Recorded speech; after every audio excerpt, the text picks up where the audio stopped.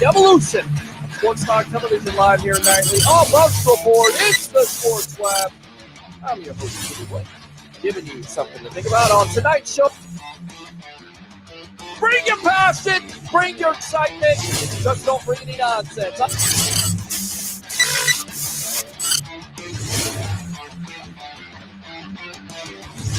Will you shut up and be quiet?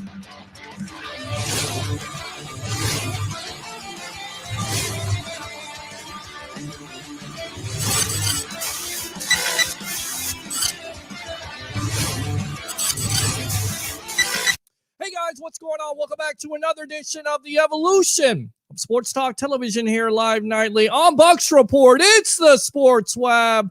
I'm your host, Peter Blake, giving you something to think about. And how do we start off the Sports Web on this Monday night edition? Bring your passion, bring your excitement. Just don't bring any nonsense. On tonight's show, we'll have Evan Winter because we are only a month away from the NFL draft, and I know the Tampa Bay Buccaneers are picking at number 32, and fans out there seem like they really don't care because, of course, if you don't know, the Tampa Bay Buccaneers are still Super Bowl champions, world champions, but of course we're a month away because the draft will be April 29th, and of course it is March 29th. So we'll have Evan Winter on about 9:20, maybe earlier than that, with his mock drafts. Who are the Bucs going to pick? Who do you think is going to be in the top 10, the top 15? Definitely want to get your thoughts because I know that everybody is so excited about what the Bucs have done in free agency with Leonard Fournette re-signing, of course, getting the majority of their players re-signed.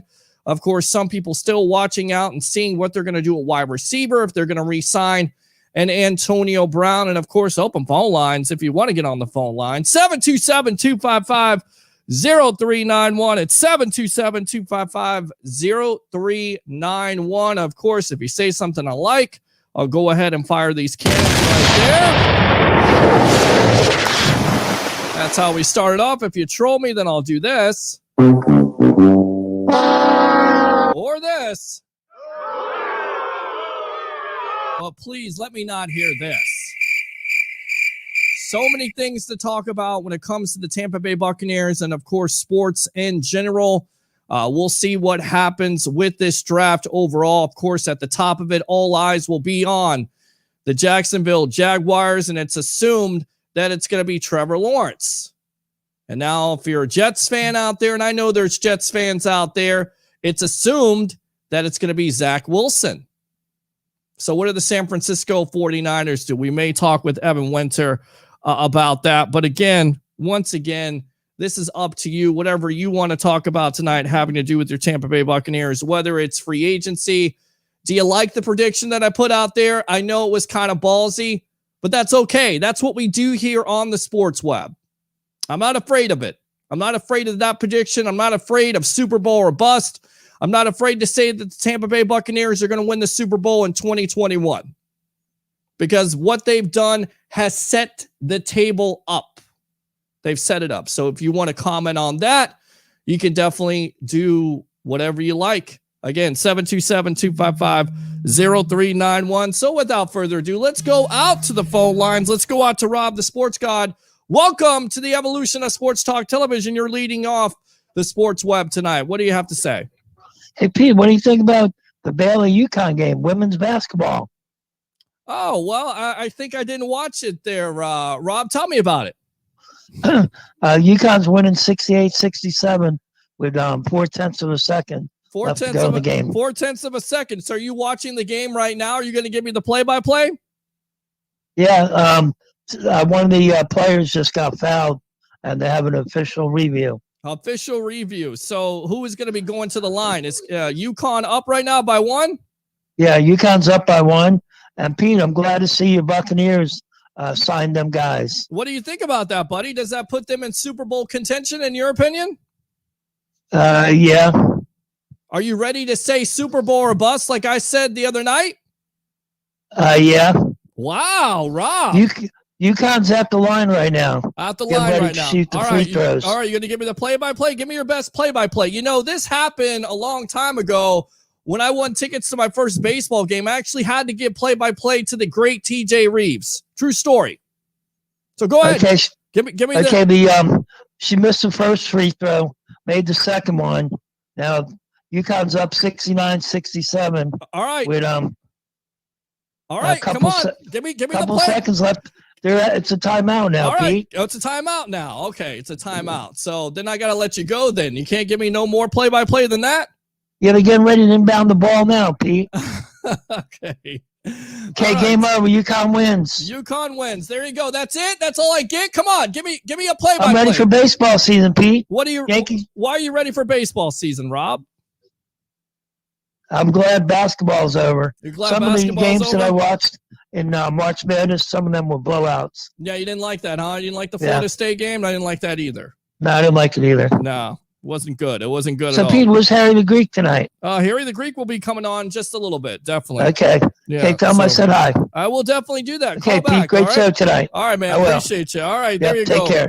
Rob, the sports god, with the update there on women's basketball. You got to love it. We talk football, we talk basketball, we talk baseball, and we talk women's basketball, and that's okay. UConn ends up winning 69-67. You're welcome. All right, 727-255-0391. It's 727-255-0391. Christopher Cole says, hey, what's up, everyone? What's up, Christopher?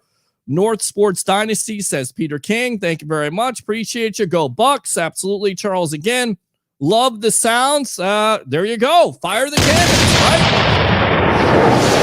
I'll give you another one here. Here's another one right here. I'll give you that Ric Flair woo here on Monday and Fridays on the Evolution. What's up, Cornell? How you doing? Christopher Cole says we got to build depth throughout this year and the next year, few years, and the draft. I mean, that's the unique thing about the situation with the Tampa Bay Buccaneers this year. After being Super Bowl champions, do you feel like the Bucs have a need? And if you do feel like they have a need, who would you like to see them draft? 727-255-0391. It's 727-255-0391. Cornell says repeat. Absolutely. And I definitely think that's certainly possible, as I put that prediction out the other night. Are you willing to put that prediction out there right now? Are you willing to do it? What do you want to see the Bucs draft? Because we'll have Evan Winter on. He'll have his latest mock draft, and we'll discuss it. We'll go through some of the Bucs picks. We'll go through possibly the top 10. But this is about you guys tonight. Let's see what you have to say. 727-255-0391. Let's go out to Pro Football Talk. And according to this article, per source with the knowledge of the situation, Barrett's franchise tender, that would be Shaq Barrett, who they ended up re-signing, would have been $20.577 million for 2021. You want to know the reason why they didn't franchise him in the first place? That's the reason why. So a smart decision by Jason Light. Barrett's tender was believed to be $18.99 million, a 20% bump over his 2020 salary under the franchise tag. However, I'll give you a little Stephen A. Smith action. However, the $1.32 million settlement of his grievance regarding the difference between being tagged as a defensive end and a linebacker retroactively increased his 2020 pay from $15.828 million to $17.148 million, applying the 20% increase from 17 to the 20. So now you see why they franchised to Chris Godwin. And of course, Jason Light talked about this on Sirius XM radio on Friday, which we kind of missed it. Definitely wanted to go back to it. It was a little bit of a chess game deciding what to do there. We wanted to make the move that we felt had the best chance to keep both, and it turned out we got it right. If they tagged Barrett, it would have cost more than keep him than the $17 million per year on a 4-year deal that he eventually signed. It would have made more sense for him to take the $20.577 million in 2021. So that's the reason why you have a Jason Light and a Mike Greenberg in charge of things. Because a lot of people wanted to franchise a Barrett. And of course, if you look at the figures at this point, there was no way you could do it. No way you could do it and keep both players. So again, Light talking about this. And like I said, they were able to keep Barrett and Godwin at $20.983 million in cap space. That makes the chess move something which is unbelievable. But this is what this front office has been able to do in this offseason, which has been tremendous. So your thoughts on that? Yes, sir, says Charles. Cornell says we need a quarterback for the future. A lot of people keep on talking about that. I'm not sure if they're going to go with the quarterback. I know there's a lot of people who want them to go with the Kyle Trask or somebody that they can develop or somebody to draft in the first round if somebody falls. I'm not sure if they go that direction. I get it. They have no needs, but you have an opportunity to fatten up on that depth. You have an opportunity to get a defensive tackle like a Christian Barmore, who I keep on circling back to from Alabama. You don't necessarily have to start him right away. Highly productive defensive tackle goes in there. He's your depth piece behind an Ndamukong Suh and Vita Vea. And Keith, knock on wood, Vita Vea gets hurt. So you could go in that direction. You could go with an outside linebacker, an edge rusher if you wanted to, because you have plenty of those. Do they have to come in and start right away? Absolutely not. They don't. No, they don't. Because you have a Shaq Barrett signing, you have a JPP. But of course, JPP is getting up there in age. So could they address that position? Absolutely. Why address a quarterback when we've heard from Jason Light saying how much he believes in the Blaine Gabbert? We take him at his word, right? Is he the future? The future's now. It's Tom Brady's future. Everything after that, possibly draft a quarterback in the later rounds. I doubt it. I really do. I doubt it. But it's a good thought. Quarterback says Charles again. Billy McIntyre, Alabama defensive tackle, Christian Barmore. I like it. I like it a lot. And you look at this kid, you look at his statistics overall, 8 sacks, a guy that's just everywhere.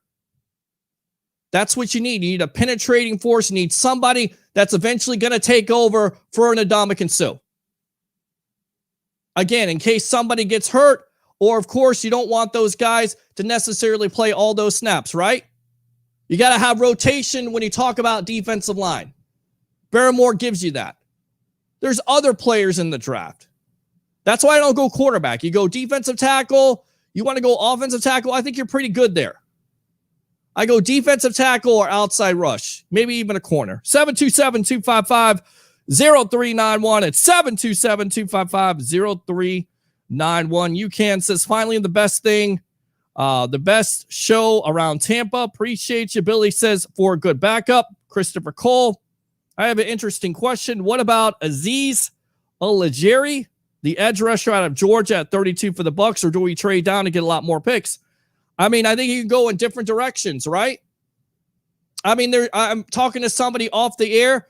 They say, you know what? If you're going for it, if you're all in this year, which it certainly seems like the Bucs are, why not package some picks from the future, which will be next year, maybe a first-round pick, get back into that top 15. Who's to say the Bucs don't do that? Everybody considers them staying at 32 or trading out. Why not get up? Would you be okay with that? With Olajeri, I've heard a lot about him. Developmental guy. We'll ask Evan Winter about him. But I think that's where you go. And I think that's the good problem you have if you're a Bucs fan right now. And if you're the Bucs, you're drafting for depth. You're not drafting for need. What's the difference between drafting and need? Well, the guys usually got to come in there and start right away. You don't have to do that. Not this year. So you got that position covered. Charles Williams says go Bucs again. Yes, sir. James Elliott says, obviously, we would need a quarterback for the future, but who knows how long this regime stays together. I think a lot will depend on what the coaching staff and front office look like once BA and TB era ends. Let's just trust in the crew we have right now. They're chasing 8, and I'd say safe to say eyeing 9. Absolutely. Good comment. And I get it. Look, I get the fans. I understand where the fans are coming from because Tom Brady's going to be what? 44 in August? He's still playing at a high level, but you're not sure.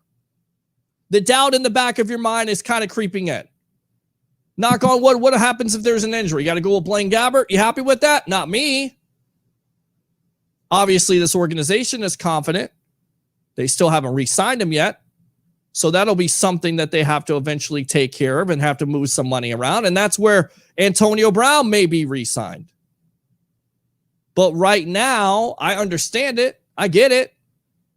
Because you're not sure about the quarterback situation and you're not sure how long the greatest of all time can continue to play at that high level. And because you see a Kyle Trask and you see other quarterbacks that are in this conversation that may drop down that you could develop. Even a Felipe Franks, who's a former Florida Gator. David Doe says, yo, what's up? Ethan says, I wouldn't mind trading down to a needy team but that depends, right? It takes 2 to tango. Like, who's going to trade up for that pick at that point? Who's going to trade up for it? Is there a quarterback on the board? If there's a quarterback on the board, possibly, or there's a defensive player, then maybe you get a team to overpay. Right now, like I said, it's all speculation, but that's what we do here on the Sports Web, right? We speculate. 727-255-0391. It's 727-255-0391. Cornell says true. Billy McIntyre says if we're going to get a quarterback, wait until the 5th or 6th round. Certainly possible. And we'll look more into that. So going back to that story there with Shaq Barrett, how smart is this front office? Honestly, they know how much that increase is going to be for Shaq Barrett. There's no way you're going to pay him $20 million, although that would usually be the value of a guy like that who's highly productive, right? $18 to $20 million. Instead, you franchise a Godwin and you're able to keep Shaq Barrett for 17. That just tells you about how unbelievable this front office has been in this offseason. Absolutely unbelievable. So I'll tell you what, we'll keep on reading these comments. Khalif says, boy, Khalif, you haven't been here in a while. Welcome back, bud. Go edge rusher number 1. All right, so without further ado, because we are only a month away from the NFL draft, I got to get this guy on, one of our newest writers here. Unbelievable writer. So glad to have him on Bucs Report. Let's go out to Mr. Evan Winter. Welcome to the Evolution, my friend. And we are just a month away from the NFL draft, and you wouldn't know it with some of the fans because I still think some of the fans are in euphoria knowing that the Tampa Bay Buccaneers are Super Bowl champions. Welcome to the Evolution. What's up, Peter? Always happy to be on. And on top of defending Super Bowl champions, they've brought everybody back. Sans, Antonio Brown, Andrew Adams and Joe Haig, of course. But, I mean, if you would have asked me 3 weeks ago, maybe even, well, I guess not 2 weeks ago because that was the start of free agency, but 3 weeks to a month ago, I would have said maybe the majority. But just what they've done is awesome, man. And, yeah, fans right now are still in euphoria, not only because of the Super Bowl, but because of what Tampa Bay's done through free agency so far. How amazing is that? I mean, that hasn't happened. We put this in history on Friday night since the week one starters, since the 1979 Steelers, which consequently repeated that year as a Super Bowl champion. The Super Bowl starters, it hasn't happened since 1977 for the Oakland Raiders, who went all the way to the AFC Championship game. So right now, with all the NFL pundits, all the national media saying it couldn't be done, the Buccaneer organization has basically defied that. They've signed all their players. Does this, in your opinion, put this team in the driver's seat to win another Super Bowl? I mean, it has to. I mean, you see what this team did after the bye week from week 13 on, and they absolutely dominated. Yes, the regular season schedule was backloaded with some bad opponents, but once Tampa Bay got to the playoffs, which is obviously the cream of the crop in the NFC, they dominated. And then they dominated what was supposed to be the next dynasty in the Kansas City Chiefs. And the most amazing thing about the free agency spending, or the free agency last couple of weeks, so however you want to phrase it, is Tampa Bay is going against the grain. They don't do these backloaded contracts. They don't do these voidable years. But the reason why they are doing it is because they know what they have in front of them. They know the type of team that they have and what it's capable of. And dude, if they hit this draft right, I mean, it's fair, and I'm putting all bias aside. You know me, when it comes to analyzing this team, I put all bias aside. But if they hit this draft right, it is completely fair from an objective standpoint to closely associate the word unstoppable with this team. There's no reason they should not repeat outside of injury. There's absolutely no reason why this team shouldn't repeat. Yeah, no, I agree with you on that. And I even said that on Friday night. I put, basically the emphasis on Super Bowl or bust. They set themselves up to win a Super Bowl. In fact, I think they win the Super Bowl 56, no matter who they play. Because not only do I feel like they're going to be better with the re-signing everybody else is going to be comfortable. The offense is going to get better. The defense is going to get better. These young players are going to be able to develop, knock on wood. Hopefully there's not a big injury, because I think that's the only thing that can really stop this team, especially with the division right now in flux with the Saints and their questions at quarterback and all their players that they've lost. The Panthers still not knowing who their quarterback is, and the Atlanta Falcons with the new coaching staff. Even if they go to a 17-game season, you feel like it still favors the Bucs, right? 100%. And especially, I mean, the Falcons are picking 4th overall.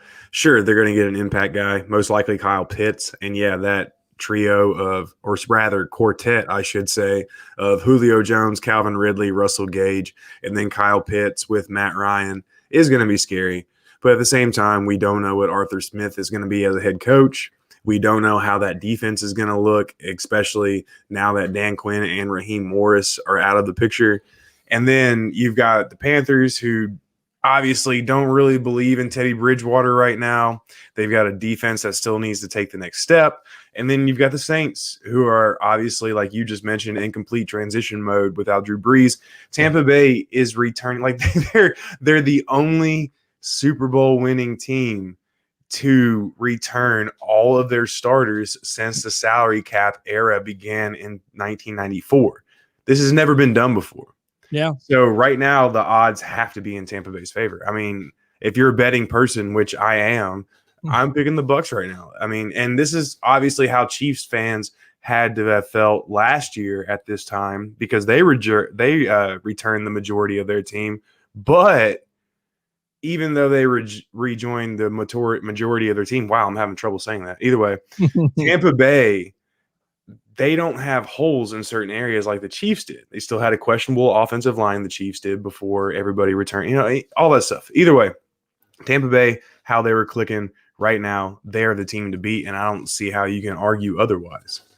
All right, so we go through the mock draft first for the rest of the NFL, or go with the Bucs first and then go into that? Because I thought some of your picks were very interesting, including, across the NFL. So which one do you want to do first? The Bucs? Let's go. Everybody wants to do the Bucs. Yeah, let's do the Bucs. Who do you got at number 32 for the Tampa Bay Buccaneers and why?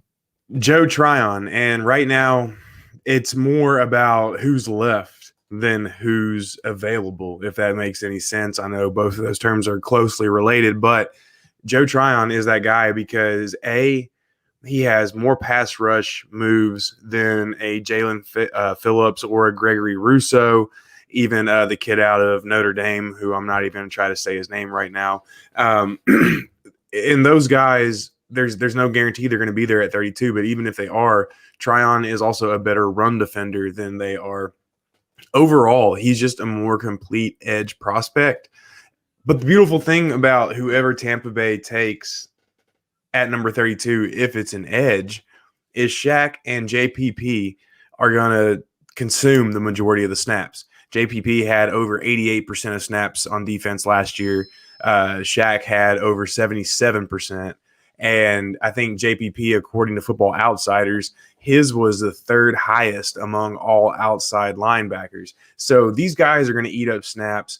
Joe Tryon, whatever he needs to develop in terms of pass rush, in terms of, stacking up against the run, setting the edge, whatever, he's going to have a whole season essentially to develop, to get coached up, and to learn behind Shaq and JPP.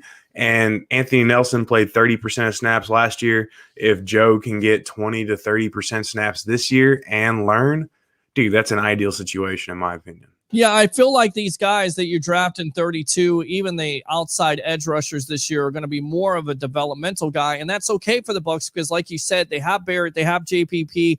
You look at Tryon's size here, 6'5", 262, 4'7", in the 40, really broke out in 2019 with 8 sacks, 41 tackles. So, that's the type of player there that you can go ahead and draft, and eventually you most likely can slide him in there to be possibly JPP's replacement. What do you think the biggest weakness is, and why is he going possibly 32? There's a lot of players that missed the season, that 2020 season, but what is it that's holding Tryon back? And instead of being a lower 32 pick, why isn't he more of a mid or a top 10 pick in your opinion? You hit it right there on the head. He opted out of the 2020 season. He decided to sit out, as did a lot of other players. And you just don't know if he's more of a one-year wonder, like a Jalen Phillips, who Gregory Rousseau took over for this year because Jalen Phillips sat out as well. Or one of the two sat out. I always get them confused. Either way. You're right. And you don't know. Teams don't know. You don't know if that 1 year, what it's going to look like the next year in terms of 2020 after teams have tape on him and they know what he likes to do.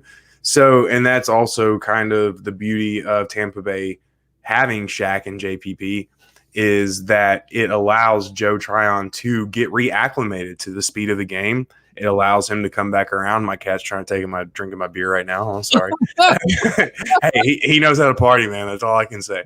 But but either way, it's the lack of 2020 participation, for lack of a better word. I think if Joe had a full 2020 year, then he would be a top 20 pick, most likely. A lot of people say draft a running back, but do you feel like, with re-signing a Leonard Fournette, that you don't really need a running back in a Najee Harris or Travis Etienne? Because, of course, you got Fournette back. You have the victim of volume in a Ronald Jones, who still has another year before he hits free agency. And they also drafted a Vaughn in the 3rd round. Does running back come to mind, or do you think they're set there? No, it definitely comes to mind. I just don't know if a Najee Harris or a Travis Etienne or even a Javonte Williams is going to be there.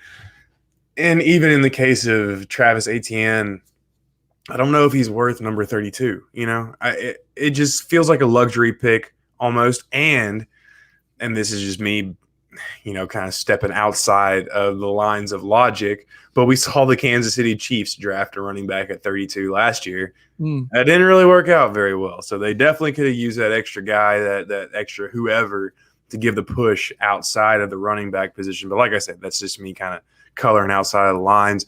Either way, running back is definitely still at play. But yes, even though Leonard Fournette and Ronald Jones are in the final year of their contracts, even though Leonard was only signed to a 1-year deal, and Keyshawn still has a lot to prove. I mean, you still have 3 serviceable running backs. I don't think it's going to be a priority in the first round, but obviously I could be wrong. I mean, if they go with a running back, you would assume that either they don't have belief in Rojo or they don't have belief in Keyshawn Vaughn. So that's why it doesn't make any sense. Although, once again, you're not really drafting for a need. So if you feel like Travis Etienne is going to be somebody that you can depend on and he's going to be an upgrade over what you got in that room, I really don't have any problem with it because, again, you don't really have a need. Besides that, besides going outside rusher, because we talked about Jalen Phillips, and I thought it was interesting with Phillips, he kind of ranges. He goes from, 15 to the later second. Is it just because of the 1-year wonder? Because there's scouts out there that actually say that he's better than a Gregory Rousseau. Explain that to me. No, he definitely seems more apt to be a 3-4 outside linebacker or even a 4-3 edge, as opposed to Rousseau, who looks more like a 4-3 edge. And with that 6'7", 265-pound frame, yeah, that size is great, and the athleticism that accompanies that is great.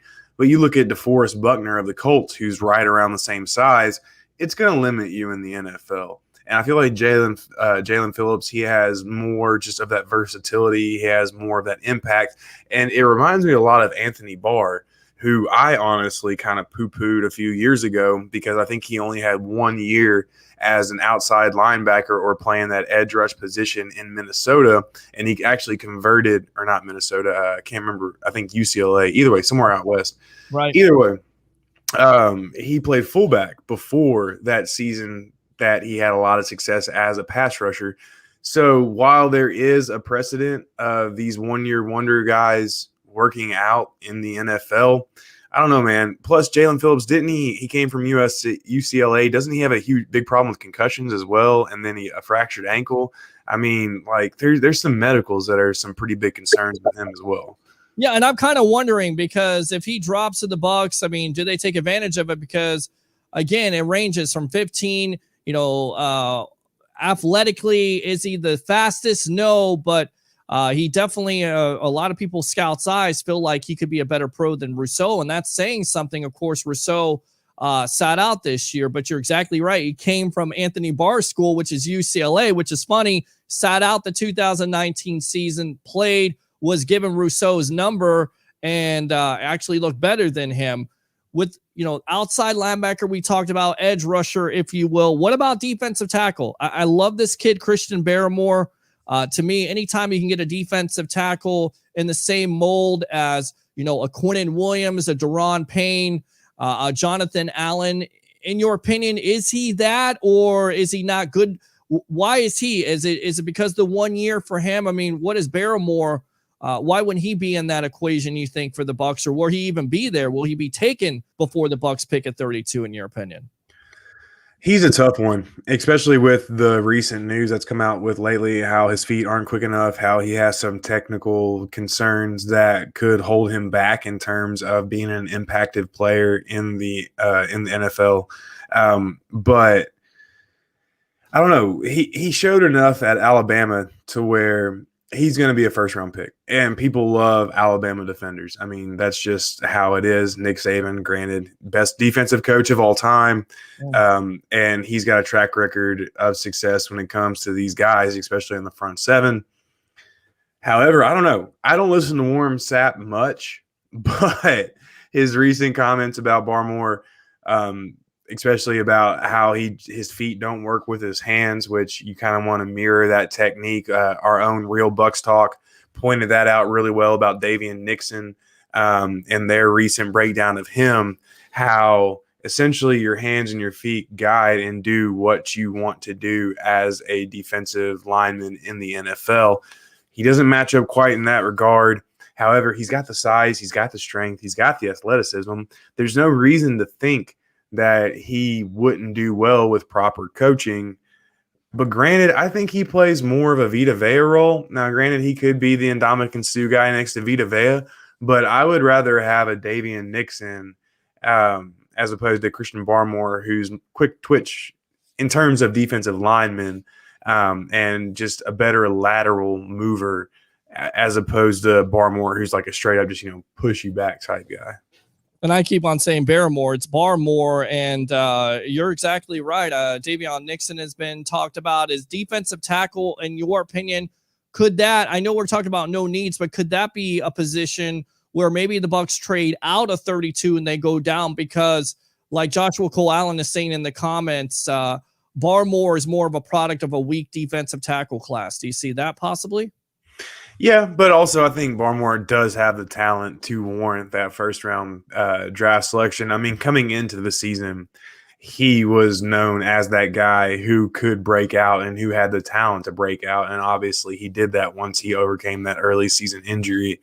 But Davion Nixon, dude, I mean, he's got everything. He reminds me of Ndamukong Suh. I mean, just strong at the point of attack, fast, quick, athletic, and can stack dudes up, stack and shed for lack of getting too nuanced. But he can stack dudes up and fly down the line of scrimmage. So to me, it's just more of athleticism than anything. Mm-hmm. But you can't go wrong with either player. I do think you're going to get better value with Davion Nixon, though.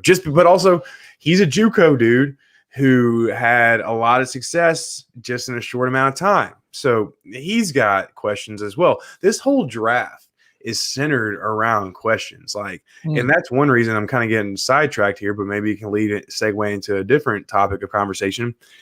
I would not mind if Tampa Bay trades up in the first round this year. If they trade, let's say, their first rounder this year, second rounder this year, and then first rounder next year, because they're supposed to be going for 2, possibly 3 if next year rolls around. If you're planning on picking in the back of the draft next year as well, which is the mindset of this team, obviously, why not trade that pick as well and try to get into the top 10, top 12 of the draft this year and land a primo player who can really come in and make a difference? But at the same time, you've got the cheap rookie contracts when you're doing these voidable year deals, these backloaded deals that are going to obviously come into play. So the more of those, the better. But still, man, I mean, it's really hard to pinpoint what Tampa Bay can do this year in terms of their picks.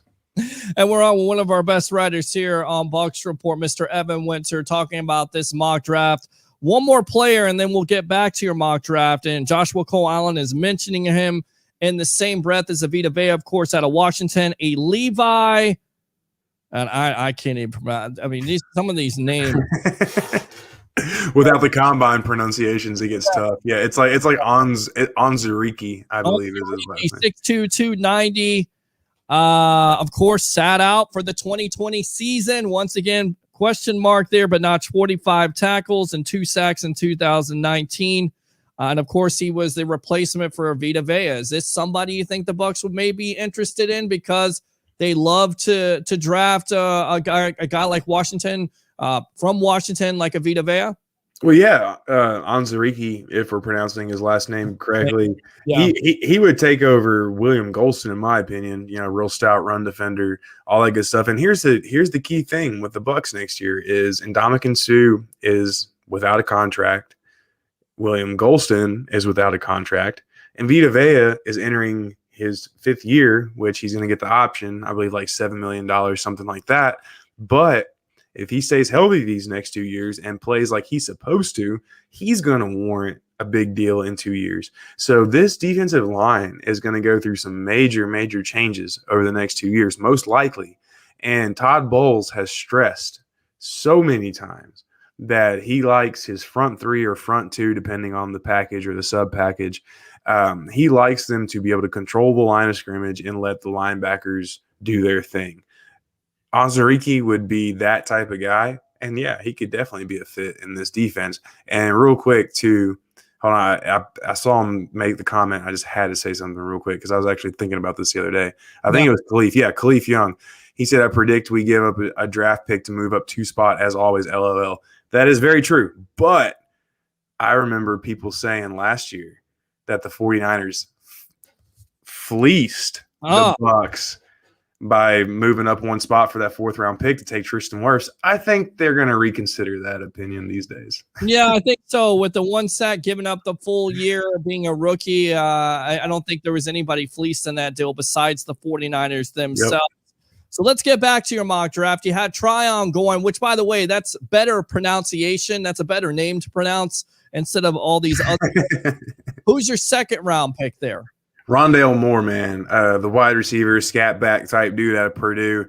Granted, he's probably not going to be there. I did see a couple of mock drafts where he lasts to the third round. So that gives me slight hope, but most likely he's going to be gone. I also think Tampa Bay, if they're going to trade up, the second round this year is the time to do it because there's still a lot of value to be had in the second round. And when it comes to the back end of the second round, I mean, it really doesn't matter, like, in terms of value, all that stuff when it comes to pick 64 to pick 95. Anyways, dude, Rondale Moore, what he can do with the ball in his hands, he is absolutely electric, and he is exactly what this offense needs.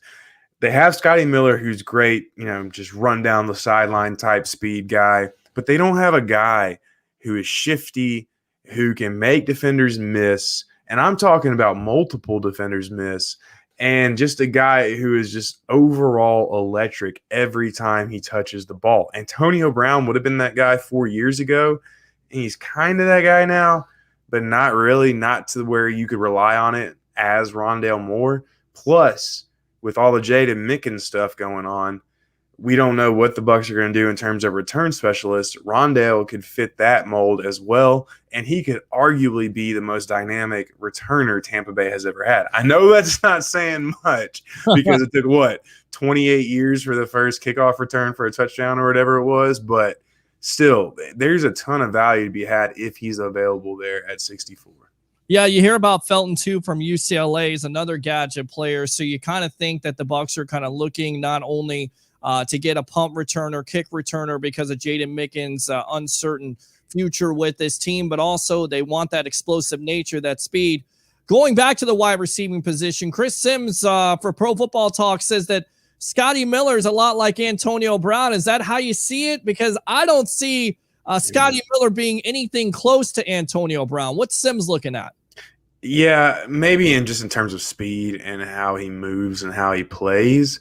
Antonio Brown's a future Hall of Famer, in my opinion. I mean, let's take away the off-field stuff. Let's just talk about his on-field stuff. If we're going strictly by that, he's a future Hall of Famer. There's no doubt about that. Scotty Miller is not even close to that. So I hate to joke about this. I've joked about it before, but apparently losing your spleen kind of messes with your brain from time to time. So, love Chris Sims, great dude. And I remember listening to that game on NFL, not Game Pass, but like the radio service they used to have, like listening through my computer, and feel so bad for the guy. But dude, sometimes some of the things he says, I'm just like, how do you have a job at PFT right now? Yeah, I have no idea what he's looking at because they're two totally different receivers. Look, I don't necessarily think Brown's got as much speed as Miller, but he's a better route runner. Right. Probably the best route runner on this team, not named a Chris Godwin or a Mike Evans. And at the end of the day, for me, Scotty Miller is just a fly route guy. He kind of reminds me of a poor man's Deshaun Jackson. He's got all this speed, but he's running those fly routes. And it was successful last year, but he's nowhere near a Brown, in my opinion. All right, third round for the Tampa Bay Buccaneers. Where'd they go?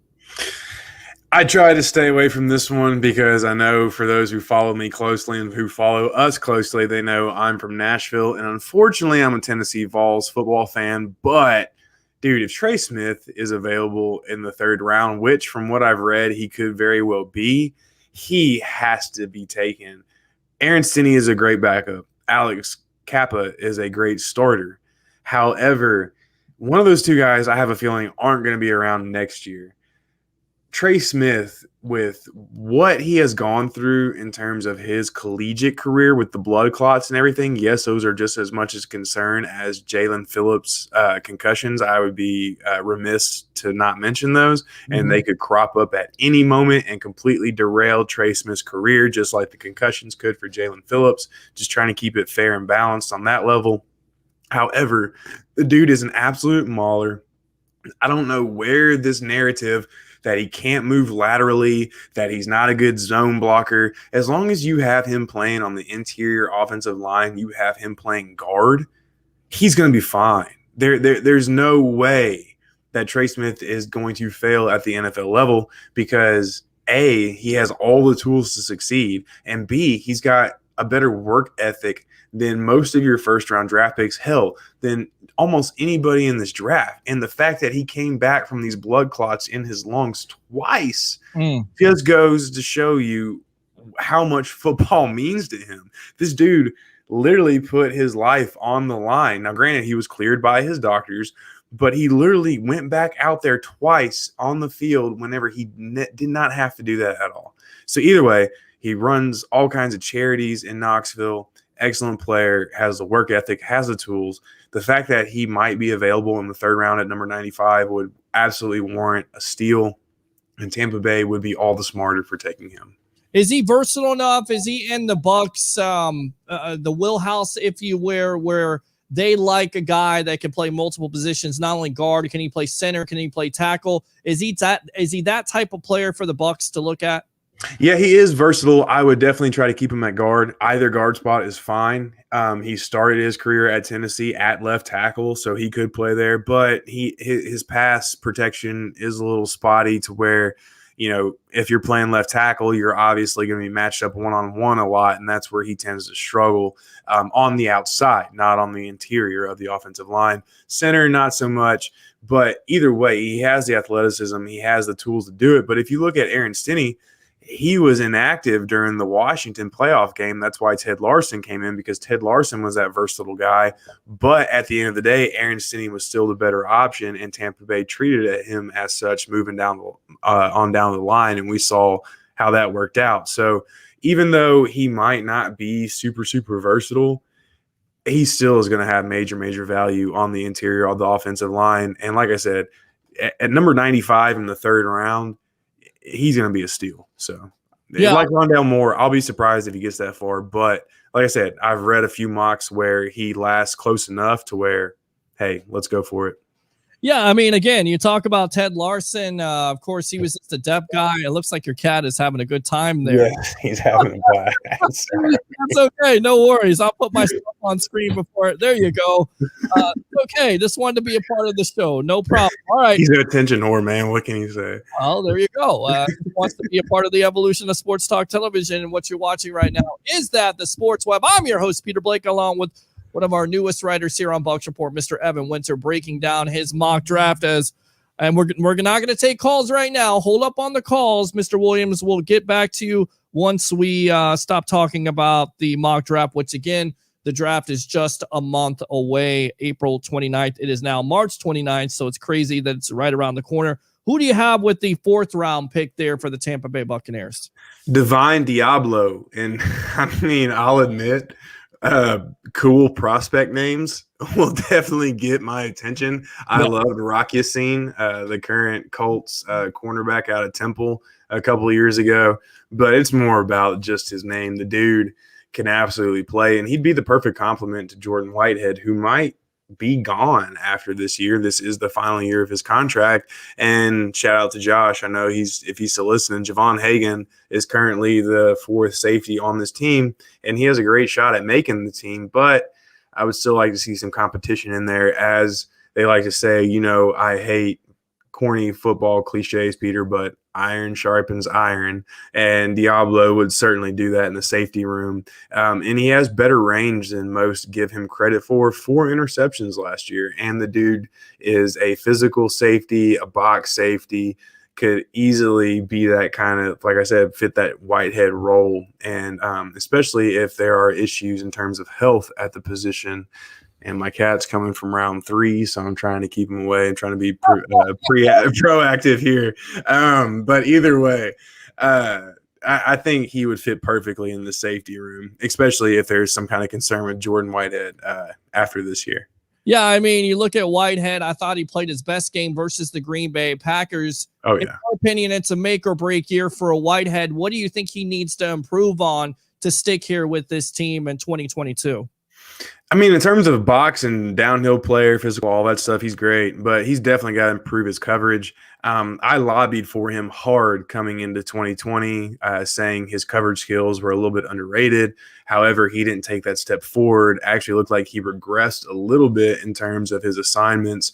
So coverage, he's got to get better at coverage. Will he? That's to be seen. But either way, he still has a very, very valuable role on this defense. I'm not trying to say he's not valuable at all. He's that tone setter. Dude, his tackling angles and just how he leverages himself before the hit, it's nearly elite. And it's only going to get better as the years progress. I think Tampa Bay should keep him. But just in case he outprices himself or Tampa Bay just doesn't value him like I do, Diablo would be a great pick. Now, can Diablo play special teams? And, of course, you lose an Andrew Adams, which, again, would make sense to address the safety position, right? Yeah, man. His physical nature, the way he plays the game, his position, he would be a great special teams player for sure. All right, let's go to the 5th round. Who do you have the Bucs taking? So this one's a little tricky, and this is another guy who could very, very well be gone. But either way, it is Tony Fields, the second out of West Virginia. West Virginia has been putting out some pretty decent inside linebackers here lately. Kevin Long with the Titans is one of them. Really filled in a couple years ago against the Baltimore Ravens in the playoffs and played really, really well. Filled in for the Titans and played against the Ravens really, really well. But either way, dude, I mean, he has quickness, he has toughness, he has flexibility. He's a man beater in space. And, I mean, he can pack more of a punch than expected with a guy his size. He's like, I think he's 6 foot, 220 pounds, and people are knocking him for that. Well, guess what? Lavonte David's 6'1", 233. Or sorry, no, Tony Fields is an inch taller. So Tony is 6'1", 222. Lavonte is 6 foot, 233. So at the end of the day, you can put on that extra pounds. At the end of the day, he's got an inch on Lavonte. Lavonte is, with the attention that he deserves, he's arguably an all-pro, a Hall of Famer. And at this point, though, in the draft, if you're just getting good backup play and you're getting solid special teams play, you can't go wrong. And I think that's what Fields can do for sure. You're exactly right. And you look at Kevin Mentzer, who re-signed with the Tampa Bay Buccaneers, solid number one option, but you have Jack Cichy, who hasn't been able to stay healthy ever since into the league. So that would be, maybe a point of emphasis for the Tampa Bay Buccaneers in the 5th round. Who do you got going in the 6th round, Evan? Khyiris Tonga. So listen to Tony Pauline's of Pro Football Network. Listen to his description and tell me, who does this remind you of? Explosive, wide-body defender who takes up a lot of room in the middle of the line, fires off the snap, plays with excellent pad level, and is rarely off his feet. Very good with his hands, resilient, and flashes athleticism. I mean, come on. That's Vita Vea all day. Yeah, that's what it sounds like to me. Vita Vea. Are you describing Vita Vea? Don't teach. 100%, man. And he's going to need a breather. He is going to need a breather. The Bucs are going to need him to come in and tighten up they're going to need Tonga to tighten up on the snaps, on the packages that Vea is not included in when he does need a breather.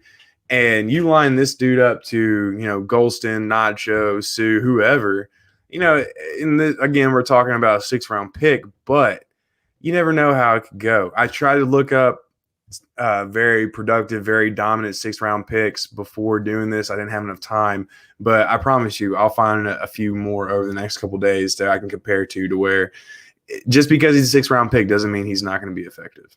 No, I agree with you on that. Of course, they drafted Khalil Davis, I believe, in the 6th round last year. They have high expectations for him. When he was able to play a little bit, he showed some flashes of brilliance. So that definitely may be in their mindset. And at the end of the day, it's not a bad thing, as we talk about, to go with the interior lines, an offensive line, a defensive line, especially at the defensive line. When you're getting older, you need that rotation. 7th round, a lot of fans are going to kind of like this, especially if they're Gator fans. Who do you pick? Yeah, this one was tough, especially since I'm a Vols fan. But Felipe Franks, man, he's got the size, he's got the arm talent. He just needs to be coached up. He was once looked at as Florida's savior. I still remember going on this canoeing trip where a buddy of mine from high school was a Florida fan, and him and I were debating, and he's like, yeah, but we got Felipe Franks. I was like, okay, well, we saw how that turned out. You could honestly argue Jarrett Garantano had a better SEC career than Felipe Franks. But anyways, I digress. He's got the size, he's got the arm talent. He needs the coaching. And right now, Tom Brady doesn't have anybody backing him up. So until until the Bucs sign a backup quarterback, I'm going to include one in my mock draft.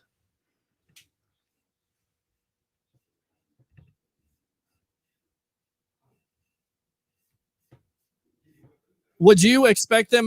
Oh, there we go. Okay, we're back. That happens sometimes with the Wi. I don't know why it happens with this Wi-Fi. It's crazy. But would you expect them to re-sign a Blaine Gabbert or somebody, a veteran out there? Is it a foregone conclusion for them to go with a Gabbert? And where do you stand with the Bucs going with possibly one of these top quarterbacks in the first or second round? People keep on talking about a Kyle Trask out of Florida, some other prospects out there. What do you think about going in that direction in the first couple rounds? Okay, so starting, man, it would depend on obviously all the moving pieces. It would depend on who they take, all that stuff. But if Tampa Bay were to, let's say, use my trade example earlier and move into the top 10, top 12 and take like a Trey Lance or something, I honestly don't know how I would feel, because it would kind of put them in the same air, in the same breath as the Packers last year with Jordan Love. And we saw how that bit them in the ass in the NFC Championship game. I'm pretty sure whoever you wanted to take in the first round outside of Jordan Love maybe could have provided an extra play or two in that game to get you over the hump, to get you to that Super Bowl. I don't know. It's always tough to gauge, but I wouldn't like it if they traded it up to move a quarterback. No, I would not like it, just because he's not going to see the field.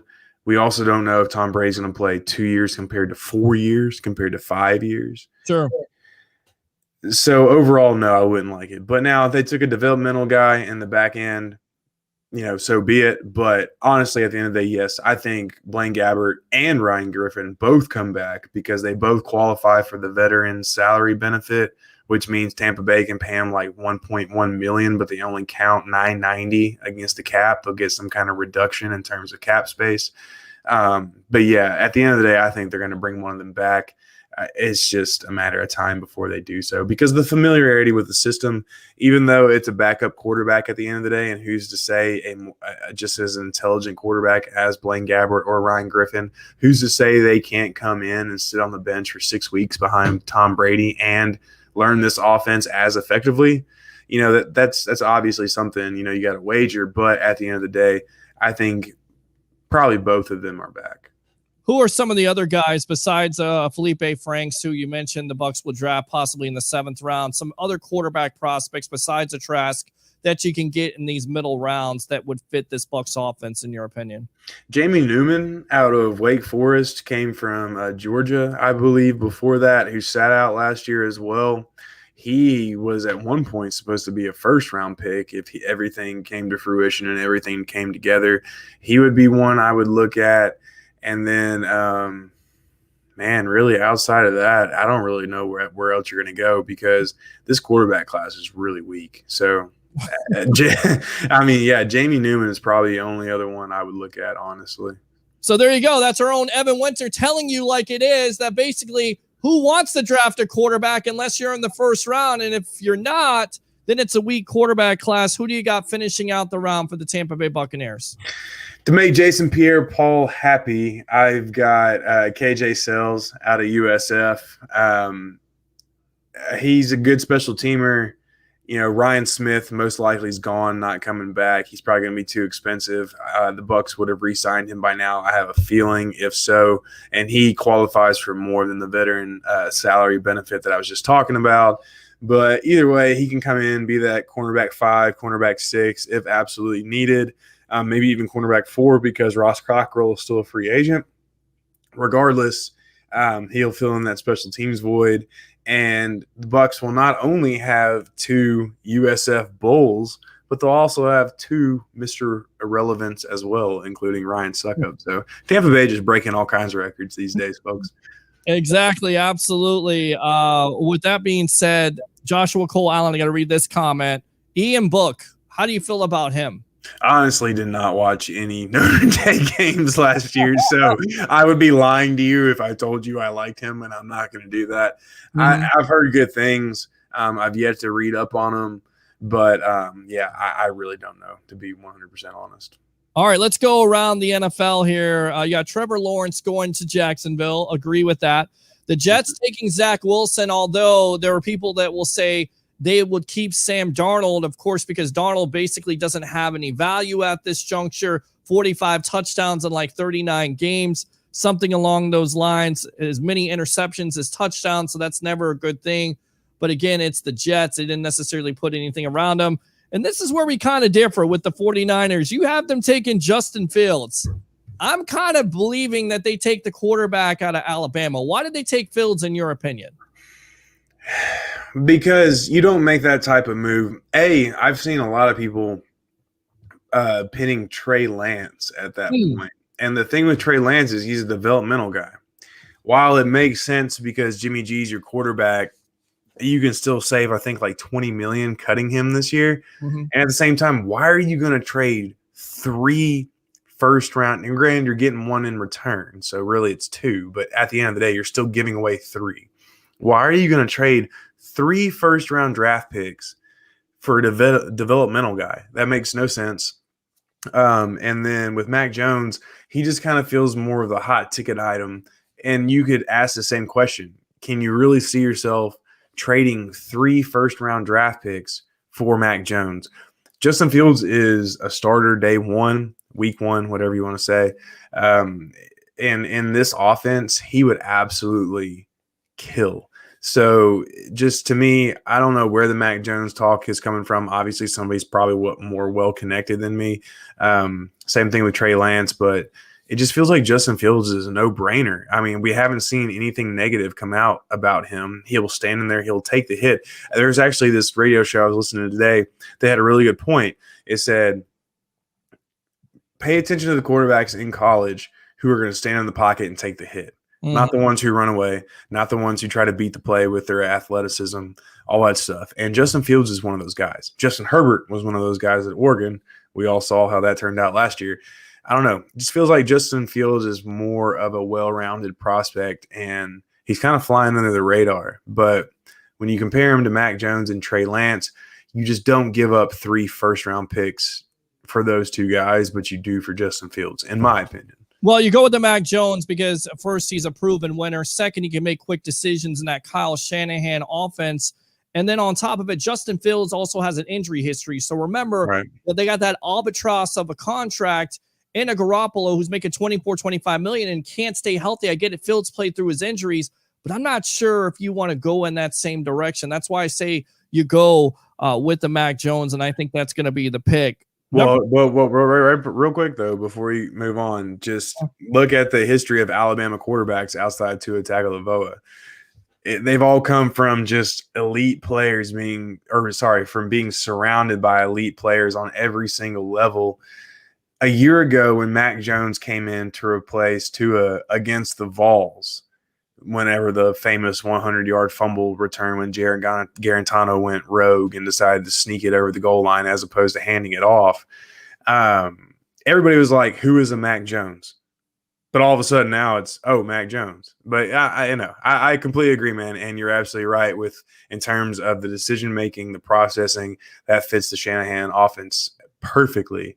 But at the same time, I don't know. It just feels like a very steep climb in 1 year for a guy who comes from a program where talent is just precipitously falling at all levels.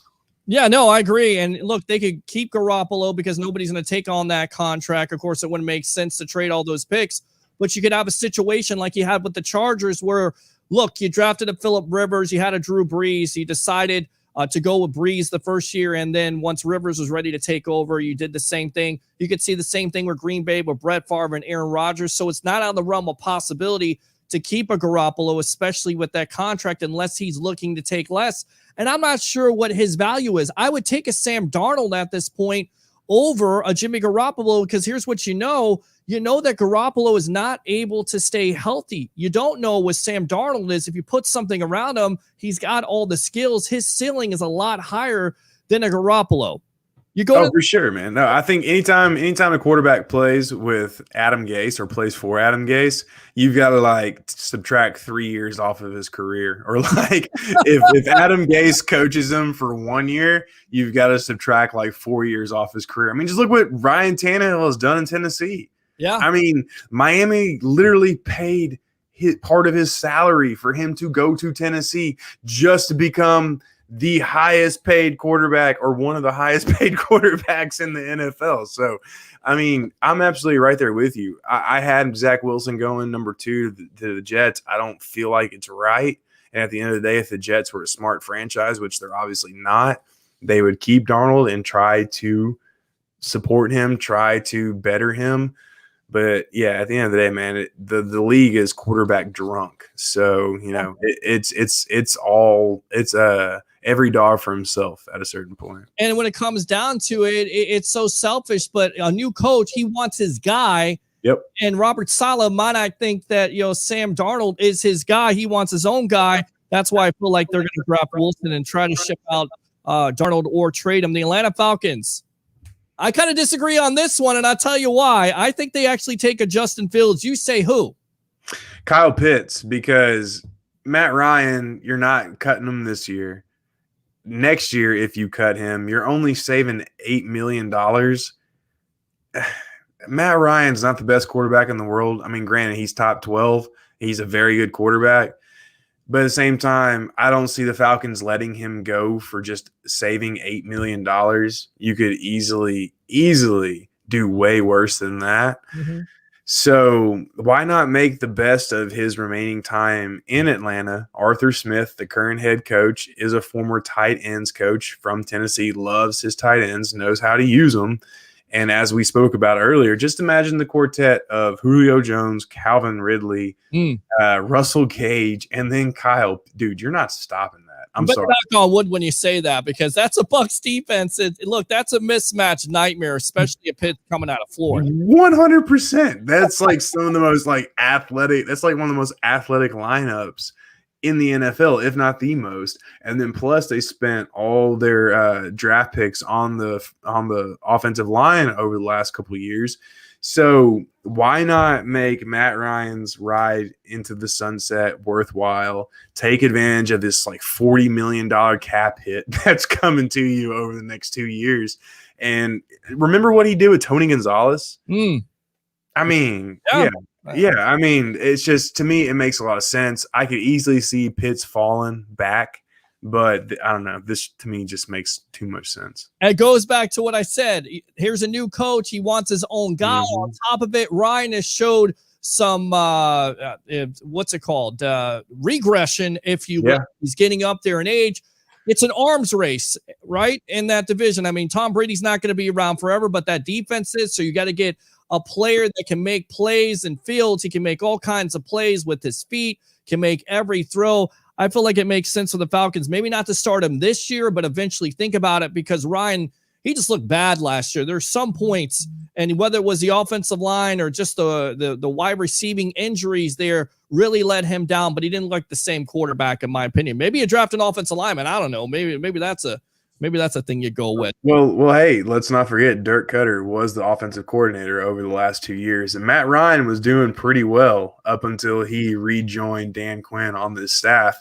And I'm not trying to make excuses for the Falcons or Matt Ryan or anything. And honestly, I could see them taking a Trey Lance to let him develop behind Matt Ryan for these next 2 years. And plus, to your Justin Fields point, we saw how effective Ryan Tannehill was in play action and how he used his legs to really pick up extra first downs to make plays, all that stuff. And Arthur Smith likes mobility in his quarterbacks. Matt Ryan is not a mobile guy whatsoever. So, yeah, if they take a Trey Lance or Justin Fields, it's not going to be surprising at all. However, it just feels kind of, I don't know, it just feels like I said, these last 2 years, you're obviously stuck with Matt Ryan. Unless you want to save some pennies in terms of NFL pennies. I'm not talking about me and you pennies. Right. I'm talking about NFL pennies. But if you're stuck with Matt Ryan over the next 2 years, so you might as well make this run worth it and give him the weapons he needs, and then also load up on defense where possible. Yeah, I mean, why not just try to shift him to a team like the Chicago Bears or somebody out there that needs a quarterback? I don't know what his value is, but it's got to be more value than a Darnold, even though Darnold's a lot younger. At least Matt Ryan can go in there and you'll be a serviceable quarterback, better than Andy Dalton. I mean, you could get at least a third-round pick for him, right? Well, I was going to say the Chicago Bears don't like good quarterbacks. So that's why they win. And I say that because I got my professional handicapper right there in the lobby. He just gave me a great sign there, a sign of Yeah, Chicago has hated good quarterback play for like the last 40 years. So, I mean, Jim McMahon doing the Super Bowl shuffle was the best quarterback they've had. So, yeah, any good quarterback. That's why when I heard Russell Wilson wanted to go to Chicago, I'm like, bro. Like, I know Seattle, I know Washington legalized weed, but damn, dude, come on, man. I mean, Chicago, bro. Have you seen Matt Nagy in the offense he runs? Oh my God. Yeah, I don't get it. I don't understand it. I don't understand how Nagy and both Pace are not fired by now, but that's neither here nor there. The happiest team in the top 5 has to be the Cincinnati Bengals. A lot of people would say, we'll draft a wide receiver for Joe Burrow. Yep. At the end of the day, it starts with the line and left tackle. You get a Penei Sewell from Oregon, right? Yeah, that seems like the most logical pick. And I was so close to putting Jamar Chase because Jamar Chase last played with Joe Burrow. And, dude, adding him to that receiver core would almost make them unstoppable. And then you look at the same thing with Jonah Williams at left tackle. And then you've got Riley Rife now coming into play right tackle. You're kind of wondering what's going on. But either way, this Sewell kid is supposed to be one of the best offensive line prospects in years. You don't pass up on that, especially when your franchise quarterback tore his ACL getting taken down in the pocket last year. Cincinnati's got to man up. They got to protect Burrow, and this is how they do it for sure. What's the difference between Sewell and Rashawn Slater? How do you rank? Because I know you've got Slater going later on, but why is Sewell ranked higher than a Slater in your opinion? I think out of the Pac-12, he saw better competition. You look at, the Jalen Phillips coming, even though he played in UCLA before this year. Overall, I think he just has better body size, better athleticism. And then Slater, I believe Slater also played inside as well, if I'm recollecting my scouting reports and my evaluations correctly. So he has more of a chance to slide inside, whereas Sewell is that true outside guy. All right, you go to the Miami Dolphins at number 6. We kind of disagree here. Who do you say at number 6? And I'll tell you who I think it's going to be. Micah Parsons, just because we've seen the impact Devin White has had on the league. People are raving about him right now, and he's an off-ball backer with 4.4 speed. That's exactly what Parsons is. He's athletic as well. He can play all the positions. You could rush him from an outside angle. The Dolphins just released Kyle Van Noy. If you look at their depth chart, they don't have anybody at the position. Yes, there's a chance Parsons could fall to them at 18. However, I think with his recent pro day and just his interviews and all that stuff, I think he's going to be a top 10 pick. And the Draft Network even has them as their 7th highest rated player based off their consensus ratings. So, I mean, dude, he's a stud. And I think he's going to accelerate up draft boards over these next few weeks. And it just makes all the sense in the world with the departure of Van Noy. It definitely makes sense because you have a guy like Brian Flores, who's a defensive-minded coach, of course, from New England. That team is all about defense. But at the end of the day, Will Fuller and whoever else you got on the other side, you got to get to a weapon. I agree. With either Jamar Chase, possibly Devontae Smith, or even a Jalen Waddle. I got to get him a weapon at that point. Yeah, I don't disagree with that at all. And, obviously Devontae Parker took a step back last year. The former Vol, Preston Williams, took a step back last year. Will Fuller can't stay healthy. It would make all the sense in the world to take a wide receiver there. I was really close to putting Jamar Chase there as well, but I don't know. At the end of the day, Brian Flores, defensive guy, just got rid of Kyle Van Noy. It just makes too much sense to take Micah Parsons. All right, so let's go with the Lions at number 7. I guess we're going to do the top 10, and then we'll get you out of here. Thanks a lot for your time, Mr. Evan Winter, one of the new here on Bucs Report. Detroit Lions. Dan Campbell wants to break knees and bite elbows and all this other stuff. What player is he taking that first pick? Eat ankles and whatever. A lot of Detroit Lions fans are probably going to go into PTSD mode with another wide receiver being taken in the top 10, but they have a good left tackle in Taylor Decker. They need a right tackle. However, taking a right tackle at number 7 overall in the draft is just coaching GM malpractice. So get Jared Goff a weapon. You lose Kenny Golladay. You lose Marvin Jones. Obviously, you still got Danny Amendola. You've got a couple other guys out there playing wide receiver. But if Jared Goff is going to count what he's counting against the cap over these next 2 years, because you're stuck with him for these 2 years as well, then you've got to make the best of the situation. Jamar Chase just makes all the sense in the world. He's arguably the most polished receiver in this draft with a year off. This is the best way to go. And I tend to agree with you on this because, again, you lose Golladay. So I would go with Chase there, even though he missed the year. I still feel like he's the top receiver on the board. 8, Carolina Panthers. Now, we kind of disagree on this one. Who do you got them taking? So I got him taking Rashawn Slater just because they're stuck with Teddy Bridgewater for this year. Trey Lance would be a great pick here as well. Some kind of developmental guy at the quarterback spot. But Russell Okung obviously is a free agent. He's too busy cashing out Bitcoin these days. Rashawn Slater would be that guy at left tackle. Now, he could eventually move into guard over the course of his career if he doesn't work out at left tackle. But for right now, he's that plug-and-play guy that could really bolster this Panthers offense if he turns out to be who, most people think he is. Yeah, I mean, to me, it's Trey Lance. If Trey Lance is on the board, Carolina runs to the podium simply because they were trying to trade for Stafford. They've been trying to trade for a quarterback in the offseason. So basically, they don't believe that Bridgewater is going to be their starting quarterback going forward. In fact, he's a bridge quarterback, if you will. So you go with the Trey Lance. With the Lance, the ceiling is high for him. He only played 1 game this season. What do you see with him? A lot of people kind of say, there's teams out there that could trade up for him. Why are so many teams after him? What is it about Lance that could make him better than any other quarterback in this draft, in your opinion? It's his ability to make throws, like next level throws, like his arm angles, the velocity on his throws, his arm strength. Just in general, how he sees the field with the proper development, the dude has enough he's like a Patrick Mahomes almost. I'm not trying to, I know everybody wants to say they found the next Patrick. I'm not saying that at all. I'm just saying, just in terms of how he plays the game and what he's capable of doing, if he has the right development, if he has the right coaching, he could arguably turn out to be the best prospect in this draft. Trevor Lawrence is probably going to end up taking the cake at the end of the day. But like I said, if everything fits right, man, his downfield accuracy is on point. Like I said, the tight window throws and just his decision-making overall is almost next level. So as long as he lands in the right situation, and Carolina would be great. Now, granted, that depends also on how long Joe Brady stays there at the end of the day. You can make an argument he's gone after this year, no matter what happens, if somebody offers him the right spot.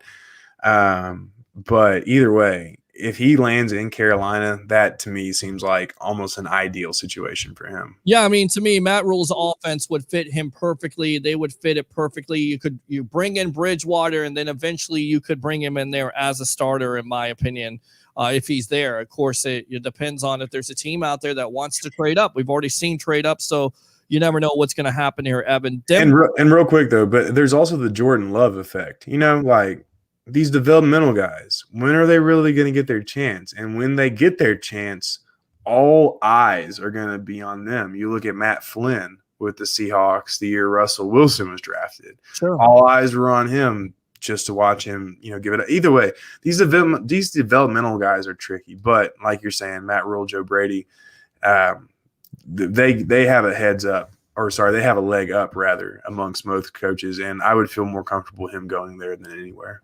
Yeah, you got to love Brady and his development of a Joe Burrow, and I think that's the reason why he got an offensive coordinator job and more than likely will be a future head coaching candidate, if not a future head coach in the NFL, because if he continues with that quarterback development, you could see him get a job somewhere else. Denver at number 9. Who do you like there?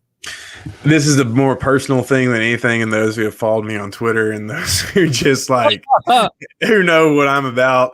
My boy JC Horn, I had to make him a top 10 pick. No, and all bias aside, he's the best cornerback in this draft. Screw a Patrick Surtain, screw a Caleb Farley. JC Horn can do it all. He can play man. He can play zone. He can line up on a Kyle Pitts. He can line up on a Devonta Smith. He can do everything. He will take on the number 1 option in the opponent's passing game. He will shut them down. Vic Fangio loves corners. He's got Ronald Darby and Kyle Fuller both starting right now. Both are on 1-year deals. We all know how much Ronald Darby can suck. So immediately JC Horn comes in, competes for that number 2 job behind Kyle Fuller. Kyle Fuller, like I just said, is only on a 1-year deal. We don't know what he's going to do. If he really was worth the money he was getting paid in Chicago, or if he was just worth his salt as a cornerback, Denver would have signed him for more than just a 1-year deal. JC Horn automatically gives Denver both a short and long-term answer. Take him off the board. He's done. Number 9, Denver Broncos, taking him all day. All right, at number 10, how about those Cowboys with that big-time contract to Dak Prescott? Did they fix the offensive line? I was so close to doing that, man. So close, but no. They got to get some kind of seriousness on the back end, and Patrick Surtain is just slightly under JC. JC is just slightly better than Patrick. But at the end of the day, no. This, to me, almost feels as sure as the number 1 pick with Trevor Lawrence. The Cowboys know they need a good corner. Oh God, what's the kid out? Greg Newsome could be a potential replacement here. He's a really good zone guy, really good cover 3 guy. But at the end of the day, Patrick Surtain can do man and zone. Caleb Farley's back issues are just too much right now for any NFL team picking in the top 10. So Patrick Surtain all day. Now, you talked about Newsome. We heard that the Bucs were talking to him. Any chance he's there at 32, or possibly could that be a player the Bucs would trade up for? I know it sounds crazy, but Carlton Davis has played well, but he is a free agent. You have Sean Murphy-Bunting. You have Jamel Dean. Could that be a place where they trade up, or is that wishful thinking on my part? No, 100%. I would not. I mean, like going into the draft, one of the things I've said is the secondary cornerbacks and safeties are the one unit on the team where in terms of on-field performance, you feel the best about. But in terms of contracts, in terms of where this team is going to be in a couple of years, in terms of the other players that they're going to want to sign, we have no clue what's going to happen. You've got 4 of your top 5 secondary players in Carlton Davis, Jordan Whitehead, Sean Murphy-Bunting, and Jamel Dean, all entering contract years, final contract years of their contracts in these next 2 years. Carlton Davis, Jordan Whitehead this year, and then you've got Sean Murphy and Jamel Dean next year. I mean, it's just maybe it's me watching the NFL for the last 30 years of my life. Maybe it's just how the salary cap works. But something tells me, hold on, let me take a step back. I said this earlier this year, so I could be very well wrong. But something tells me you're not going to re-sign all of those guys. So it would not be a bad idea to have a transition piece ready in case you can't return one of these guys. And honestly, Carlton Davis, he might be tough to bring back because if he plays like he's supposed to play this year, he's going to warrant top 10 corner money. And per spot rack right now, the top 10 cornerbacks average $16 million a year. Yeah, man, that's rough, especially with Levante David's cap hit ballooning to $14 million next year. Tom Brady's at $19 million next year. Shaq Barrett's to $18 million next year. I mean, there's just a lot going on. So, I mean, yeah, at the end of the day, it would be a good idea for Tampa Bay to select some kind of secondary player at some point. All right, good stuff. There's Evan Winter with his mock draft, not only for the Tampa Bay Buccaneers, but around the National Football League. Go ahead and promote yourself, my friend. Find me on bucsreport.com. That's where you can find all my written work, the best stuff out there right now. And then you can also find me on Twitter at Evan_Winter. That you can be more free, like curse at me and call me a stupid ginger and all that stuff. And then my first official episode of the Believe in Bucs podcast, it's part of the Believe Podcast Family Network, will air this Thursday. It'll come out. I'm going to have Michael Pless of Real Bucs Talk on, and we're going to talk about Tampa Bay's recent free agent moves, what they mean for the future. And then we're also going to do a look ahead to the draft. So be sure to check it all out because it's coming quick and it's coming fast. I feel like we got to have a roundtable one of these nights, or maybe just a draft night. You, Michael Pless, all the guys here that covered the draft, because I love talking about it. Even if the Bucs are picking 32, we can always talk draft on this show. Thanks a lot for your time, Evan Winter.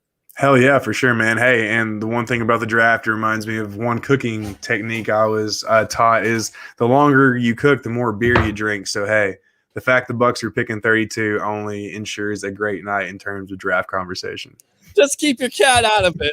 Yeah. Hey, you tell him that. Hey, I checked his ID at the door, man, and I swear he acted like he was a responsible drinker, but obviously the dude can't handle himself. Good stuff. Good stuff. Evan Winter, thanks a lot for your time here on The Evolution. All right. See you, Peter. Take care, man. All right, bud. Good stuff there. Let's go ahead and read these comments, and then we'll get out to my professional handicapper, who most likely doesn't want to be my professional handicapper after I talked all kinds of stuff about his Bears. It's all love here on the Sports Web. We'll take some calls, but I want to read these comments because I have been neglecting you. Of course, Joshua Cole Allen chiming in, everybody chiming in at this juncture. So we will start here. Kula says, hello, go Bucks. Ethan, I think our schedule is easier this year. That it is. Troy, Palamalu, King Troy Legend, SC. I just got Justin Fields going to Tampa. I think you're trolling me because that's not going to happen. Not a fan of Tryon in the first, but why, Joshua Cole Allen? Go Bucks. We are back, baby. Williams says 3 running backs, but 2 don't play. Well, they all play to a certain degree. Jones and Fournette played. Vaughn played sparingly. We'll see what kind of impact he has. Remember, guys, he was drafted in the 3rd round, didn't have an opportunity to really get this offense. Now he's going to get that opportunity in the offseason, so you could see him more incorporated, Leo Word, into this offense this year. Not really. Roger Shoes says a fat-fingered edges troll in the house, and there you go. That's your intro. Let's go out to Joshua Cole Allen. Rousseau had a bad pro day. Okay. Well, the fact that we get to discuss who we should draft because we have no immediate need is another wild-ass thing that I hope all Bucs fans appreciate and consider as we live through this. We get to argue about who we should pick without really having to pick anyone. What a great time to be a Bucs fan. Love that comment. Let's go and fire those cannons. Joshua Cole Allen says, Barmore is a product of a weak draft class at defensive tackle. Talked about that. Khalif says, I predict we give up a draft pick to move up 2 spots. As always, laugh out loud, but pretty much worked out pretty well for the Bucs with Tristan Wirfs, right? Olivier Nzeworki is the guy. We shall see. His pro day is tomorrow, so we'll see what test like. I'll be speaking with him tomorrow. Good stuff, Joshua Cole Allen. This year's draft sucks. COVID draft. I don't think it's a COVID draft. I think last year was COVID draft. Potoe, I think that's his name, is also on the team. Another former teammate at Washington. And I'm sorry about the pronunciations. Not very good with those names. Kinlaw will be a stud too. Agree. Joshua Cole Allen. Moore is going late first, early second, most likely. Dude flies. Better hands than Miller. Brown is arguably the best route runner in the NFL. Sean says, hey, I honestly do think Scotty Miller does have the potential to become even better than Antonio Brown. He still is new, needs to improve. But the way he performed last year, he should have got the ball more than he did. Diablo has actually met with the Buccaneers via Zoom. Joshua Cole Allen spoke with him Friday. Hagan for the fourth safety. We've interviewed him before. Let's hold up on the call. We're going to get to my professional handicapper, and then we'll go out to your calls. Jim, call back. They need a 4th linebacker for sure. Tonga is another player who has spoken with the Bucs DL. Coach Casey Rogers spoke with him Friday as well. So there you go. I spoke with him. Carl Hardy with the thumbs down. I don't know what for. 3X Deep says, yo to you. Troy Polamalu says Griffin. Ian Book, we talked about that. Joshua Kowalin spoke with the Bucs. Notre Dame. Joshua Kowalin again. Talked to him today. Who do you not talk to, Joshua Kowalin? Talk to everybody. Biggest shock. Evan has Lance falling out of the first round. It's Mac Jones. Michael Pless says, I like Fields too. Joshua Kowalin, check out Evan's first round mock for a huge surprise prospect that falls out of the first round. Joshua Kowalin, when I saw the huge surprise, I mean huge. Okay. Darnold is only 23 years old. Agree. That's why Harry the Greek likes him a lot and feels like he still will be with the New York Jets, and he very well may be with the New York Football Jets just in the season. Sorry, Jacob. I had to do it. Travis, ATN is not worth a 32nd pick. We need edge, D-line, and cornerback. Michael Pless says Sewell is just better. Michael, again, that would be fun. Pitts would be solid too. Bucks time 12. Aileen McNeil is probably a better fit for us than Barmore. Is Vita Vea backup? He is the best nose tackle in the draft. Michael Pless says they got Perryman. That's all they need. Fit for us. Bucks time 12. Chris Sims is clueless in general.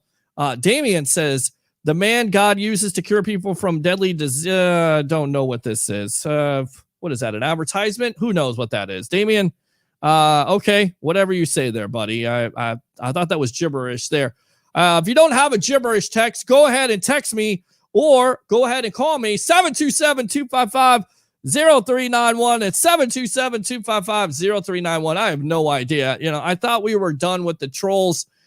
We were on Twitch and you had all these advertisements. I mean, that's what I felt like right there. Let's go out to my professional handicapper, Mr. Harry the Greek, who at this point kind of hates me, but we got to take a phone call while you're on. Let's go. No spaghetti and meatballs for you, buddy. You shut up.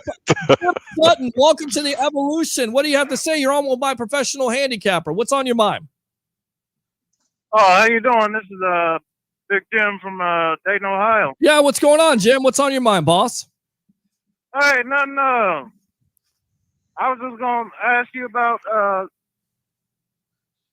do you think the Buccaneers can go undefeated next year? I don't know about undefeated. Now, Harry, you've kind of talked about this. You kind of feel like there is definitely a possibility for them to go undefeated. Go ahead and explain to Jim why. Listen, undefeated is a really, really, really strong statement to make. But with the way this team and what they've done and being able to take and actually re-sign everybody to come back, if they can stay healthy, these are the two things that can make this team go undefeated. If they can stay healthy and avoid that injury bug and they run the football more, they will not be stopped this year. I've been handicapping sports for 32 years. This is by far one of the most talented teams on both sides of the balls that I've ever witnessed. So there you go. And I agree with them. I don't necessarily think they're going to go undefeated, but I wouldn't rule it out. But they should be better, in my opinion, which is why on Friday I said Super Bowl or bust, and they're going to win Super Bowl 56 no matter who they play. So what do you think about that, Jim? Do you think we're going to play the Chiefs again? I certainly think it's a possibility, but also you look at their offensive line troubles. You have the Buffalo Bills, Patriots may be back. Who knows? At this juncture, it's still early, but you're definitely going to have some teams out there getting ready to compete, but you would have to favor the Kansas City Chiefs in the AFC, right, Harry? No, not anymore, especially what happened after Tyreek Hill. I mean, for some reason, Tyreek Hill thinks that he spells the word team with the letter I in it. The man wouldn't restructure his deal. He's just basically all for himself with this team, and that's going to be a downfall of this team. Let me tell you something. 14-2 in the regular season, they look pretty damn pedestrian in my opinion. When I was watching them, especially against Atlanta and the New York Jets and teams that they should just absolutely just blow away. With that being said, they're going to lose a lot of players, and unless they get them back in the draft, Kansas City's in trouble this year. Yeah, no, I agree. Who you got going? Oh God, I mean, Indianapolis got automatically better with the quarterback with Carson Wentz coming in. Yeah. That defense is absolutely for real. They know how to run a football, and Frank Reich really knows how to coach up a quarterback. And I think he's going to have a really good time with Carson Wentz. Do I think that Indy is as good as Kansas City? Yes. I honestly do. And I actually said that about Buffalo last year. And, for everybody that's out there that knows that how much I like the Buffalo Bills, I think they're going to regress this year Mm. because of the fact that defense was in its prime, especially for age. And they went backwards in this past season. They never turned it on. And that's the reason why I think Buffalo is going to regress this year. So look for a team like Indianapolis to come out of it this year, possibly, just depending on what happens in the draft and how healthy they are. Yeah, you could also look at the Cleveland Browns. Nobody's talking about them, but the Cleveland Browns, the way they performed last year, having a second year under that coach, having a full offseason, Baker Mayfield taking that next step because he wants to be paid like one of the top quarterbacks in the National Football League. That defense getting better, having one of the best defensive players in the NFL in Myles Garrett. You could absolutely see the Cleveland Browns, until Lamar Jackson can prove to me that he can throw the ball from the pocket. I won't put them in that conversation, but he is dangerous. So you never know with the Baltimore Ravens. So definitely some teams out there in the AFC that can challenge the Chiefs. I think the Raiders got a little bit better in free agency. As crazy as it sounds, I'm not sure if they're ready to ascend in that division. The Raiders can play some ball. I mean, they were really showing flashes of brilliance last year. Okay. I mean, they really did. That team looked really, really good. But with the uncertainty on what they feel about Derek Carr, I mean, if I was him, I would have wanted to the only thing about the Raiders I would have liked to have seen if I was Derek Carr was what I noticed in my rear view mirror, because they have not treated him very well. No. They have not made him very comfortable. The guy's a franchise quarterback. And for some reason, John Gruden, once you're in his doghouse, you just stay in his doghouse. But then again, I could be reading into that completely wrong. They need a lot of help on defense. But I'll tell you what, if they get that defense fixed, they sure have a hell of a running game, because that's probably one of the best running backs in all of football. And I'll tell you what, if they can start playing defense and they can run that football, that could be another team that's pretty dangerous. But I still think they're a step behind the Indianapolis Colts. We haven't talked about Cleveland. We haven't talked about Tennessee, the other powerhouse teams in the National Football League. These are other teams that I think they're going to regress a little bit coming into this coming year. Yeah, I mean, you look at the Raiders, they get Yannick Ngakwe as a defensive end. You have Clayton Furrow already as a defensive end. You have Max Crosby. So they're trying to improve that defense. Of course, that's always the big time question. And they got Kenyon Drake as a running back. So we'll see what they do here this year. So how do you feel about the Bucs and their free agency? How do you feel like they've done? I mean, first team to sign all week one starters since the 1979 Steelers. First team since 1977 for the Raiders to sign all your Super Bowl starters. So you have to be elated by what the Bucs have done in this offseason, right, Jim? Oh, yes, sir. We keep doing first. You know what I'm saying? First this, first that. I like being first. I like it too. I like what this Buccaneer team is doing. Yeah. I definitely like what this Buccaneer team is doing, Jim. Hey, when the last time offensive team won a championship? Defense won championship. Yeah, this team won the championship. Their defense is what won this Super Bowl this year. Agree. And they still have that defense. As great as Brady is and Godwin and the rest of the crew, they had an average day. I mean, Brady threw 200 yards? Wasn't it just under 200 yards? Yeah, 200 yards. They actually ran the ball more than they passed the ball, but that's okay. I mean, again, when you have a defense that's lights out, that's basically making Mahomes run for his life, and you're getting enough pressure on him, constant pressure, you don't really have to worry about scoring a lot of points. You give that defense enough, you give that offense with that defense the way it played, and you run that football, that's why I think this team can do something that has not been done since 1972. It's certainly a possibility. Certainly. All right, Jim, anything else? To be honest with you guys, I thought they were going to take our defensive coordinators. They were going to get our coaches more than our players, but they didn't come after the coaches. Nope. So it is what it is. Sure didn't. Todd Bowles is still defensive coordinator. Byron Leftwich is still the offensive coordinator, coach in waiting, in my opinion. So definitely plays to their advantage at this point. Jim, good stuff. Let me go ahead and fire those cannons for you right there. I'll give you a Ric Flair. Appreciate you, buddy. Thanks a lot for the call. All right. All right. Good stuff there. Jim Sutton from Ohio. So let's get down to it. I was reporting this story coming in. Jason Light was on Sirius XM radio, and he was talking about how to play a chess game here with Barrett and Godwin, and it was reported that if you would have tagged Barrett, which there were some webheads out there, Johnny Dean, that said that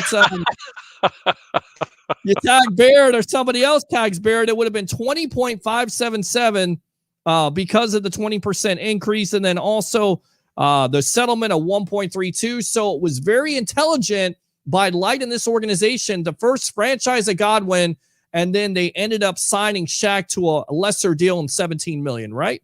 I don't know how they did it. I still don't understand how this team did it. I mean, because I was the first one to say that there was no way that they were going to be able to sign all these players. And I was like, okay, if they sign Godwin, they're going to lose Shaq Barrett and possibly Levante David. If they sign Shaq Barrett, they definitely can't keep Godwin and can't keep Levante David. They kept all three. Yeah. And I'm still scratching my head. I'm like, I've never seen this happen, ever. I mean, this is why I had to bring that point up about Tyreek Hill. He will not restructure his deal. Okay. And he could free up so much cap space with a couple of other players. But hey, you know what?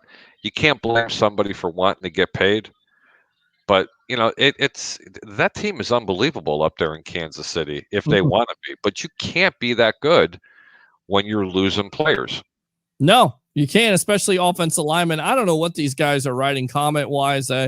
It's just, I guess it's a family reunion. I'm not going to even read this junk that they have up there. But, going back to the Bucs and Chris Sims and his comments on Pro Football Talk, he was saying that he believes Scotty Miller is just as good or maybe even better than an Antonio Brown. You watch. Listen. I watch a lot of football. I mean, Phil Sims was it Phil Sims or Chris Sims? It was Chris Sims, not Phil. Okay, good. I think his father dropped him on his head a couple of times. I love Scotty Miller, okay? But he's not. I mean, come on, man. That's a generational wide receiver. Scotty Miller is not a generational wide receiver. Listen, for everybody that's out there that knows football, Scotty Miller is a one-trick pony. He's not a possession receiver. He's a deep threat and a deep threat only. He can catch a lot of balls that way. He's really quick and elusive. Antonio Brown is a number one, probably one of the best number ones ever to suit up. Period. I agree. Over under, he gets done here pretty soon. I mean, what's the holdup? Is it the fact that Brown is still trying to look at his market? Of course, the Bucs are trying to get some money together. In your opinion, do you feel like Brown will still sign with the Bucs when it comes down to it? I'm gonna tell you right now, nothing's telling me he's not going to sign. Okay. Because let's be honest, guys. I mean, has anybody thrown a lot of money at him? No. Mm-mm. Okay, so the market value for some reason it's not there. The same thing about Leonard Fournette. Mm-hmm. Nobody threw a lot of money at him. Yeah. Now either they just want to take a little less money to play in a team and win another Super Bowl, or they're just not throwing a lot of money out for these players. Yeah. And shame on the teams for not giving Antonio Brown another chance, because I was one of the first critics, and I remember you two were as well, Peter. Mm-hmm. When he came into Tampa. But I stand to be corrected. It's been a couple of years since he's been in trouble. He had some kind of stupid thing going on in South Florida, but nothing ever came of it. Okay, I probably wouldn't want to be bothered going in my house either, and someone's taking the pictures of me. I mean, that would probably bother me. It's not like you're sitting in a public restaurant trying to go home. Sure. I mean, me personally, I just think that Antonio Brown is he's worth a lot more than what they're showing. But then again, he didn't have a ton of catches this year. When he did play, he made a huge impact for this team, and that's why he's probably one of the best wide receivers still in football. Agree, and I think he can only get better with all that time in the offseason that you missed out on, and plus him being in this offense for only 8 games, but it seemed like he got even more comfortable as the season wore on. We're on with my professional handicapper, Mr. 88% himself, Harry the Greek, here on the Sports Web. If you got a question for him, you got a question or want to talk about your Tampa Bay Buccaneers, 727-255-0391. It's 727-255-0391. I'm your host, Peter Blake, giving you something to think about. What do you got there? What's going on? Hey, the Greeks got a top 10 for a draft. Okay, let's go. I put my first official draft together. I was told I had to do something like this. I don't know how good it is, but it's pretty deep. Okay, well, let's go. Number one, you got Trevor Lawrence to the Jacksonville Jaguars. Why? Because he's going to sell a lot of tickets in Jacksonville. Okay, let's just be real. I mean, everybody's got him consensus going number one. I have a question for you. What if he doesn't go number one? Which we all know he's going to. Do you know what that's going to do to everybody's mock draft? I mean, people will be taking them and just start throwing them in the garbage. It would be just like the bracket this year for March Madness. I mean, how many upsets were in the first and second round where the bracket was completely ruined? So it would chaos. Give me some love, Peter. You can tell everybody what two teams I had upsetting everybody starting out. I'll tell you right now, you go ahead and promote yourself here, Harry the Greek, my professional handicapper. I had Oral Roberts over Ohio State. Mm-hmm. And I had Loyola Chicago making it to the Sweet 16, but I also had them beating Illinois. Mm-hmm. Okay, so I did have them going that far down. I didn't have Oral Roberts, though, however, beating Florida.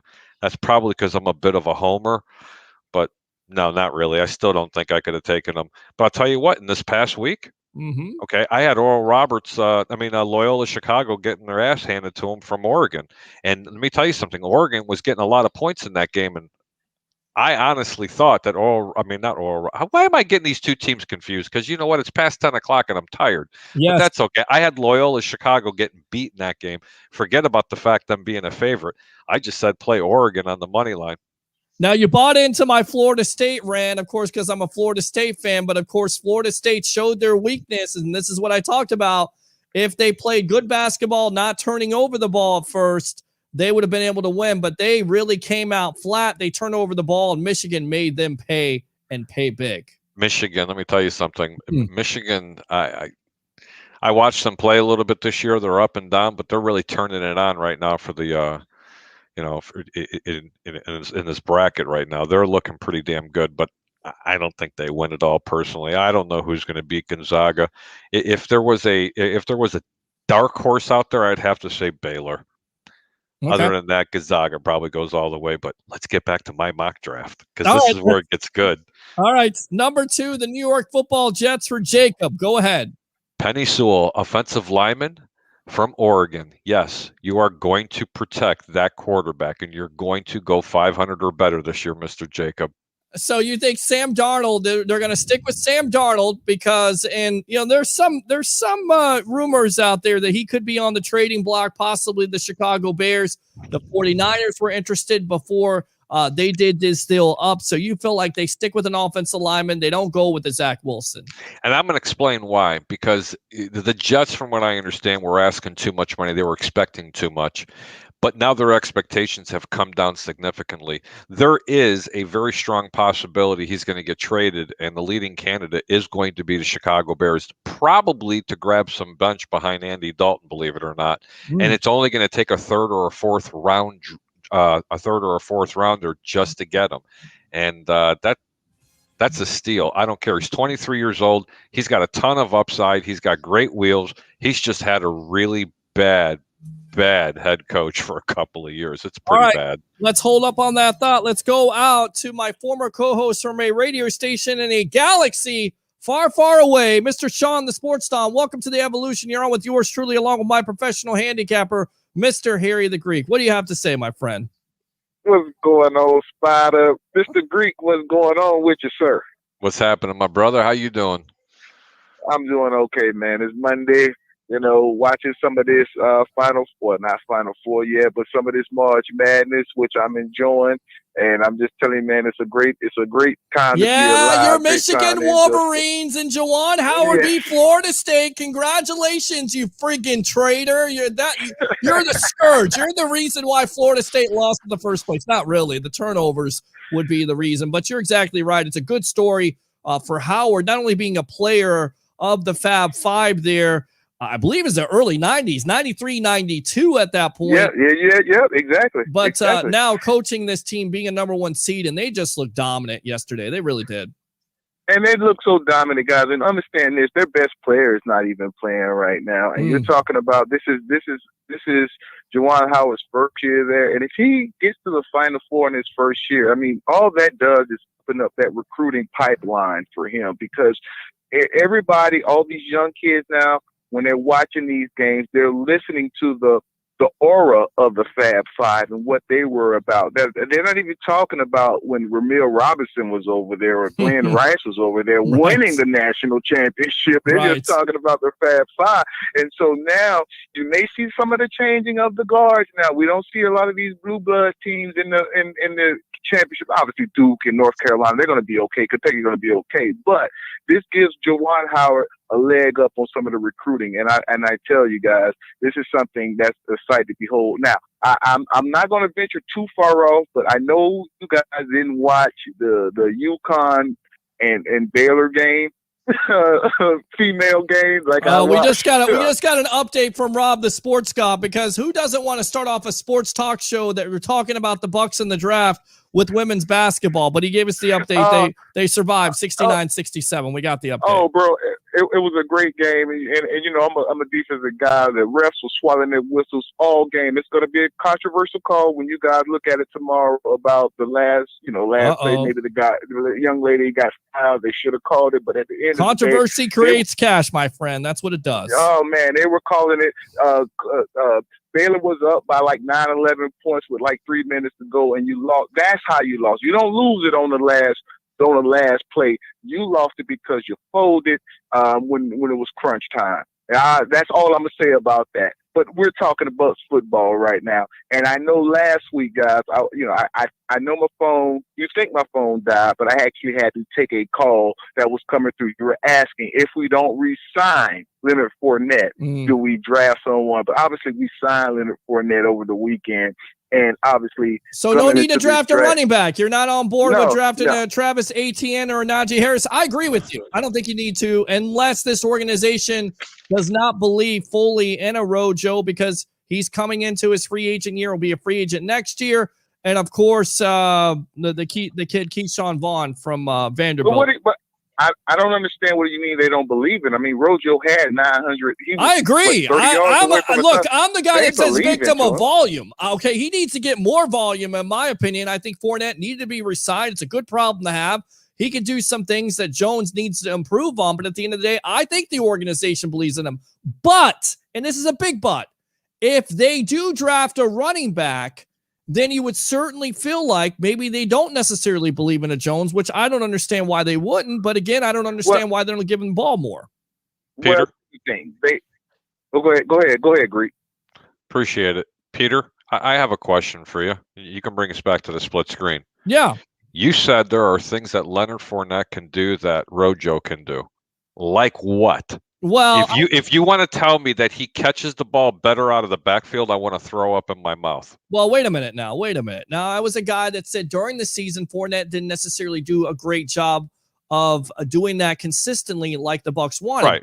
In the postseason, it was certainly different, was it not? He was more dependable with catching the ball. Hold on, man. I mean, let's talk about what happened to Rojo. I mean, he had a broken hand, for God's sakes. I absolutely agree with you on that, and I feel like go ahead. But here's the thing, guys. You got to understand. Leonard Fournette caught 70-something balls over there in Jacksonville one year, so it's not like he can't catch. No, I agree. What you had going on this year is you had a quarterback trying to understand his players. You had players trying to understand their quarterback and what they like. So, and a lot of times I remember when Leonard Fournette was dropping balls or hitting one hand, he was looking up like, wait a minute, the sun was in mine. So maybe that had to be a factor into it. Leonard Fournette can catch the ball. I think Leonard Fournette is a more pure pass catcher than Ronald Jones. I think Ronald Jones is more explosive in the run game. Correct. And that's why you saw him be the lead back for most of the season. And there were some rumblings that Leonard Fournette really didn't like that a little bit. This is a good 1-2 punch. And they're going to have to figure out now how to make that 1-2 punch go. And I mean, if you go back and if you remember when Warwick Dunn and Mike Allstott played together, there was one year when both of them had about 800 plus yards, and you're talking about 1,600 yards of rushing. Sure. If we can find a balance like that where both guys are getting about 800 yards, we're talking about 1,600 yards of rushing with that explosive offense that we have. Because I think the Bucs hit on something later in the year where they did run the ball, which opened up the play action game for Tom Brady to get more comfortable. That's all they have to do. It don't matter who gets the most yards this game or next game. In some games, they're probably going to be equal. But as long as you have balance and these guys continue to do what they do, I don't have a problem with either one of them. I'm handing the ball off to them. Rojo has to get better catching the ball because he would open up more plays for him if he can. Because right now, Leonard Fournette leads in that category in terms of catching the ball. Agree. He did a better job in the postseason, like 86 or 85% catching radius compared to Ronald Jones, which is like 66%. But like Harry said, I don't know if they even do it to him. I don't even think they do it to Ronald Jones in the postseason. I can't remember one swing. They did. I got to agree with them, but I have to agree with them, Peter, because listen, Fournette is a better pass catcher out of the backfield. But if I'm not mistaken, I think during the regular season they dropped the same amount of balls. They did. I mean, okay. that was a big time problem for this. And this is a coaching issue. This is not a player issue because they're not a run first team. And you know what? In a perfect world, you want to go 17-0 this year, guys. You better learn how to run the football on first down and become a run happy first team. That's how you get back to back and two running backs with 800 yards rushing and 300 or 400 yards receiving. But this is not the mentality of this offense. And this is why it was so concerning to me. Why did they re-sign Leonard Fournette? They had to really make some kind of pitch to him. Okay. Ronald Jones is a better all-out running back than Leonard Fournette, in my opinion. Leonard Fournette's more of a bruiser. He's not as elusive. I haven't seen Leonard Fournette break off a 100-yard run like Ronald Jones did. Oh no, 98 yards and leave the guy in dust. Hold on. You've only seen 4 guys in the NFL history do that, so we can't blame. What Harry is saying is that we saw Jones at USC do this kind of thing when he's getting space, he's getting 60 yards, and there's nobody that can catch him. And we talked about him catching the ball better. You saw him, and then that spark that he could bring to that offense in the first matchup versus the Chiefs when he catch that screen pass for 37 yards. So he's definitely going to improve on that, but he has more of an explosive nature to him than a Fournette. I understand what Harry's saying, but then again, at the end of the day, you'll also need that ground and pound sometimes with the Fournette to get you those one. But that's why I said they're a great compliment. Exactly. I think it's a good problem to have. Guy, right.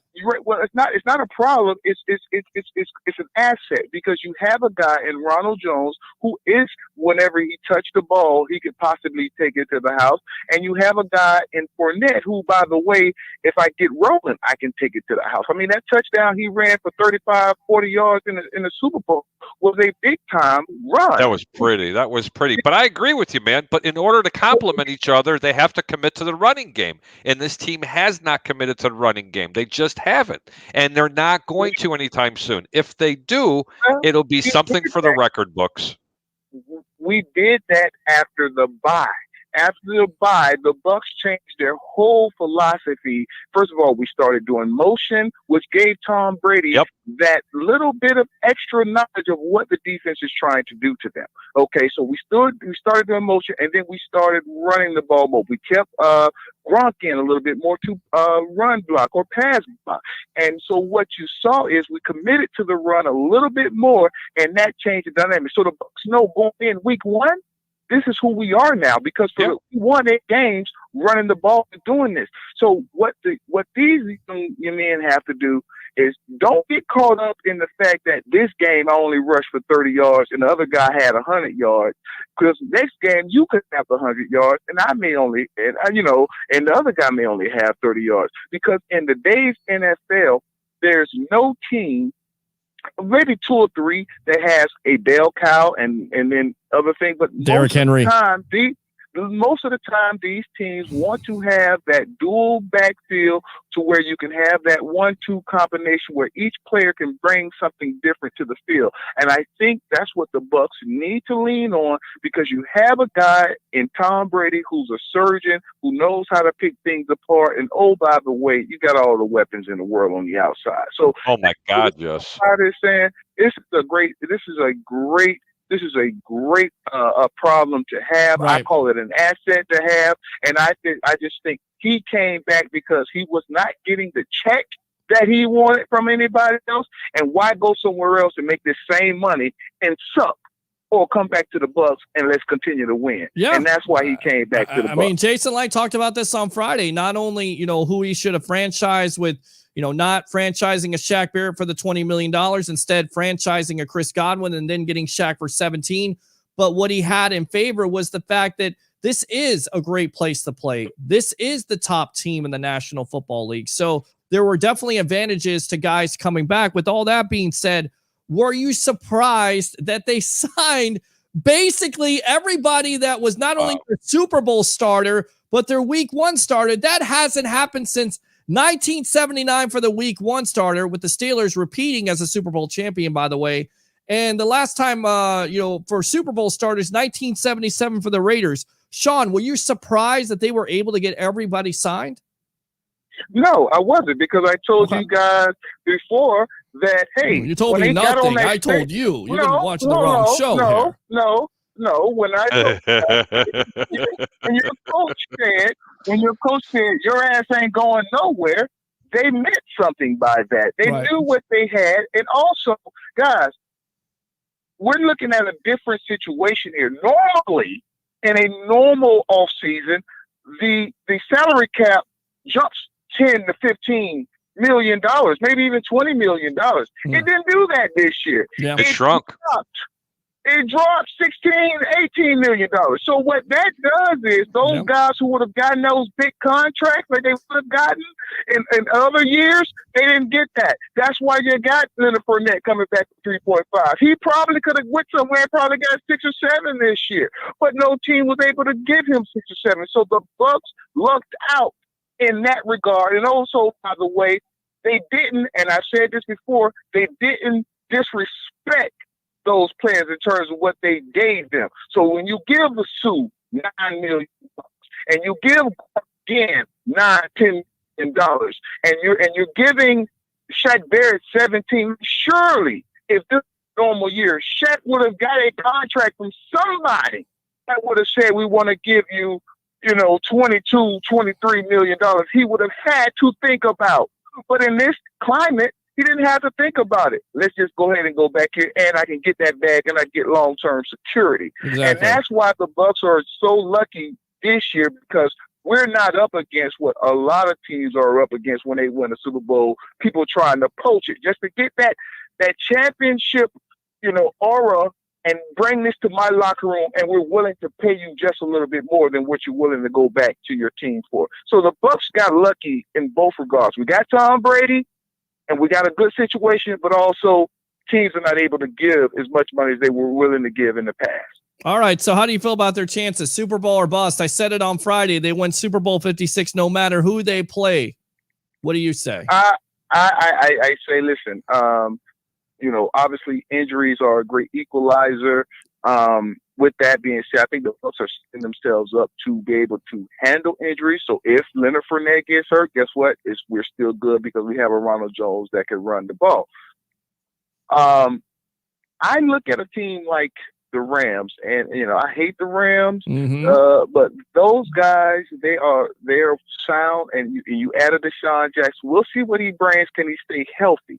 But that offense is going to be totally different than we've ever seen, because you have a coach who's very good at what he does, and you have a quarterback that has the arm that we don't even have to question his arm, and he's going to be able to go deep. He's going to be able to hit Cooper Kupp. You got running backs. Cam Akers. Your boy from Akers from Florida Love State. him. You got Love Henderson. Him. Love that You got kid. Henderson. You got a great defense there. That's a team that's going to be very good.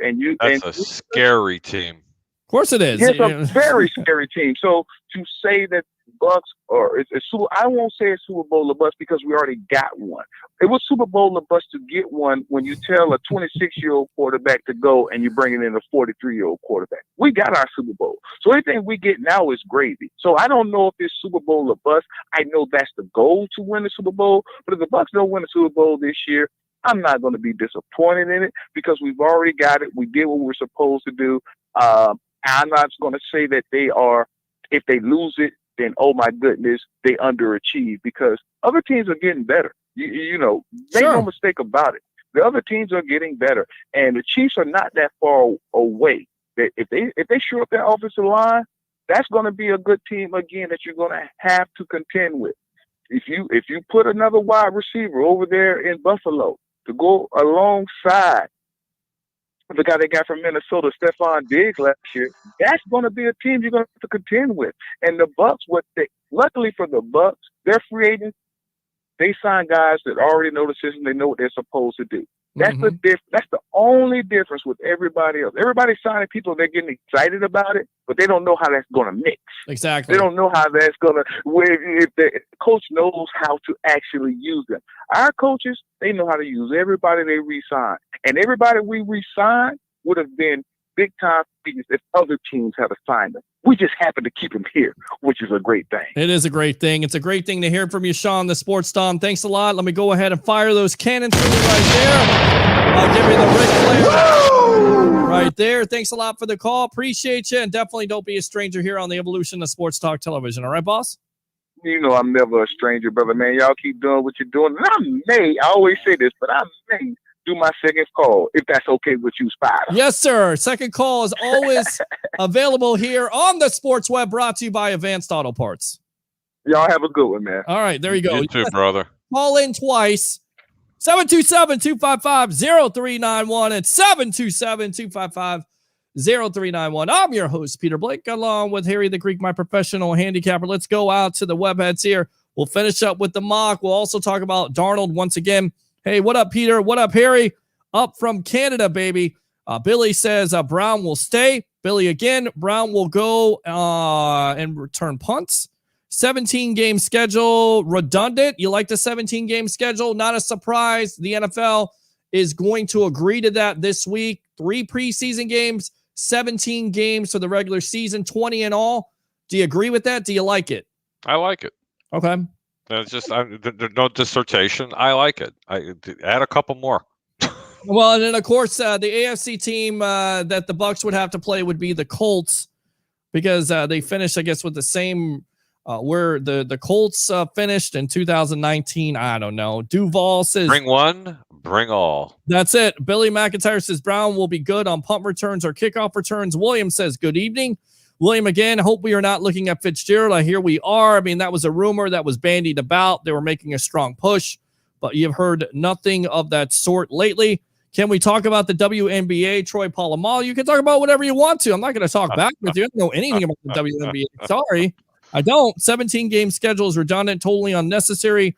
Williams says Rojo is a great back, should be number 1 on the depth chart. Agree. I agree. Zachary says, I hope that we're not looking to get Fitzgerald. I want to see Antonio Brown re-sign with the Bucs. I like Fitzgerald, but I think he's seen his best days. I think Antonio Brown is a much better player at this point. That's not to say that Fitzgerald wouldn't work. I just feel like Brown is a better route runner and also knows this offense. Fitzgerald may know this offense because he was coached under Bruce Arians. Of course, you have Tom Brady, but I think he's seen his best days, in my opinion. Rojo is better than Fournette. Fournette only played well in the playoffs. Playoffs? Did you say playoffs? Playoffs. Playoffs? Yeah. Don't talk about playoffs. Yeah. You kidding me? Yeah, Jim. Playoffs? We are talking about playoffs. Leonard Fournette chip blocks like a god. I don't even remember seeing Rojo block. William says Rojo wasn't 100% in the playoffs either. Agree? Bucks time 12. We have a ton of fans in Canada and UK. I guess that's why we are the world champs, baby. And I love it. I love the evolution of sports talk television, brought to you by Advanced Auto Parts worldwide. I love the sports web worldwide. Going back to Darnold, because we were talking about that second pick, it's all assumed that Zach Wilson is going to be the number 2 pick out of BYU. This from Kimberly A. Martin. She says, I just mentioned this on Get Up ESPN. Talked to 3 NFL GMs about the market for Sam Darnold.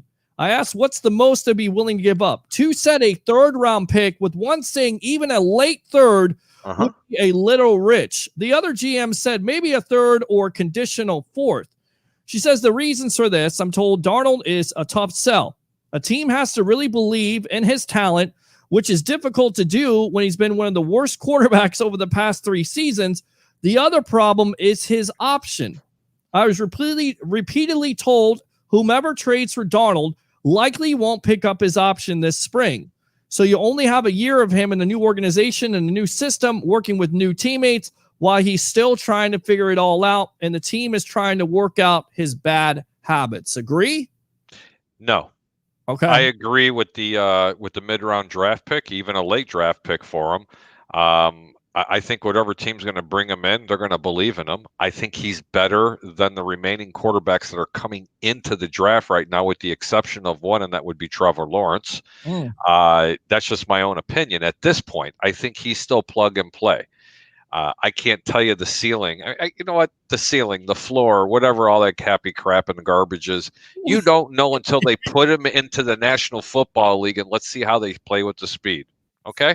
Agree. For all we know, Trevor Lawrence might be a bust.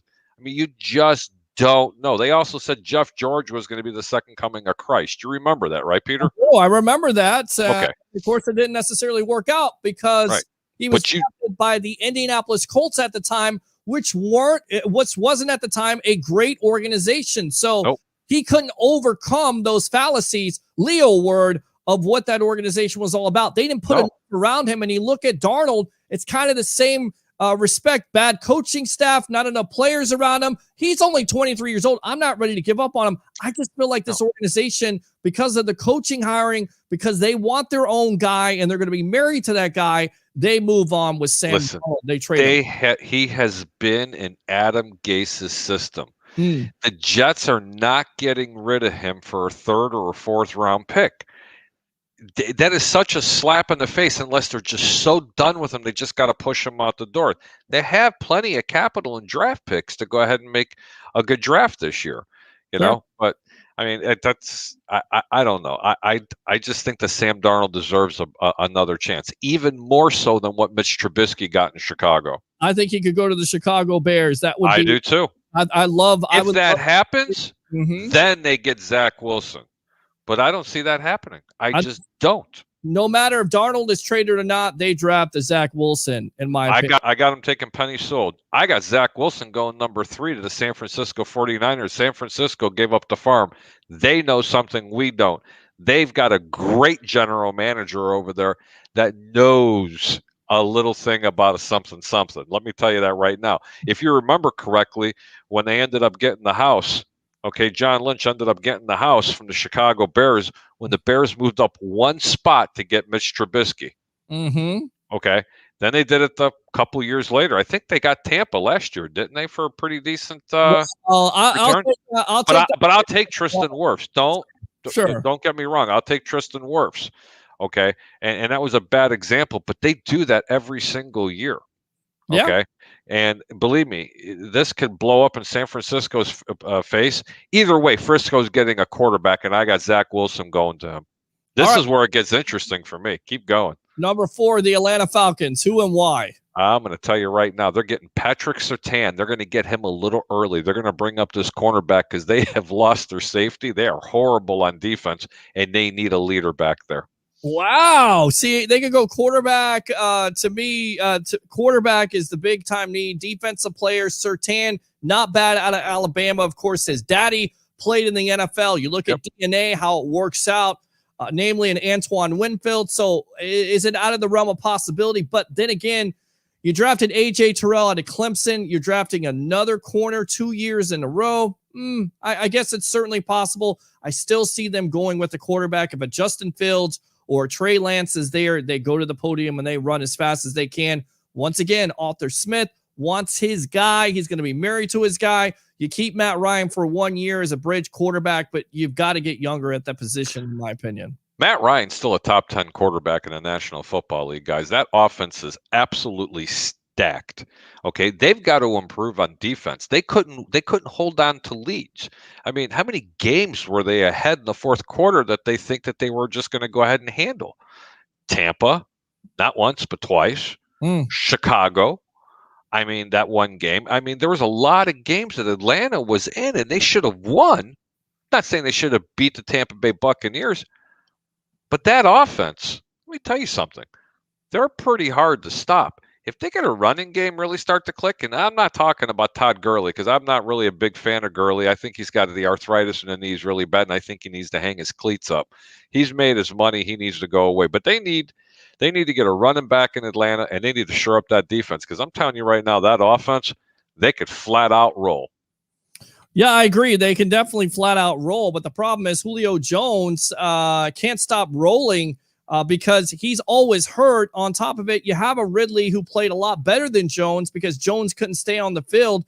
And to me, that offensive line needs to be improved. So that could be another position they look at, but I definitely still think they go with the quarterback. He makes some valid points. Let's go out to David Murphy. If Travis Etienne or Najee Harris is available at pick 32, which would you choose? Or would you go DT offensive lineman? Apologies if you already addressed this. I just got here. David, that's okay. I would not go with a running back unless this organization feels like they don't believe in a Ronald Jones, a Fournette, or even a Keyshawn Vaughn. At that point, that's when you go running back.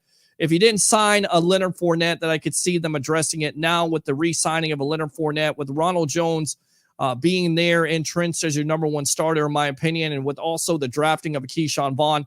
I can't see them drafting one of these running backs, even though it would be a good pick. It would be almost a luxury at that point. I say you go defensive tackle with Sugo there in age, with Vea and his injury history. Even though you re-signed a Nacho, if you can get a defensive tackle that you don't necessarily have to bring right away in there as a starter, you could develop a couple years, I would do that. Even an offensive lineman, you can never go wrong. Even one of these edge pass rushers like a Joe Tryon. So good stuff there, David. Appreciate I'll tell you what, I got Quiddy Payne possibly going there to Tampa if he lasts that long. He's a good defensive lineman out of Michigan. If that happens, Tampa it'd be foolish for them not to jump on it. The guy's got speed. He's very explosive, especially off the line. Good run stuffer, and he actually is pretty adequate at rushing the passer as well. I agree. I just don't see him being their athletic freak. I don't either. Goes mid-first round there. If anything, he'll last maybe to the 20th. Maybe the Bucs trade up. I don't see it. I think they sit there 32 or trade out of it unless a player like that falls right in their lap. Maybe a couple picks. Maybe they trade up. Who knows? But good selection there. Like to see him, but I just don't think it's going to happen. All right, finish your mock draft here. Who's next? Number 5, the Bengals.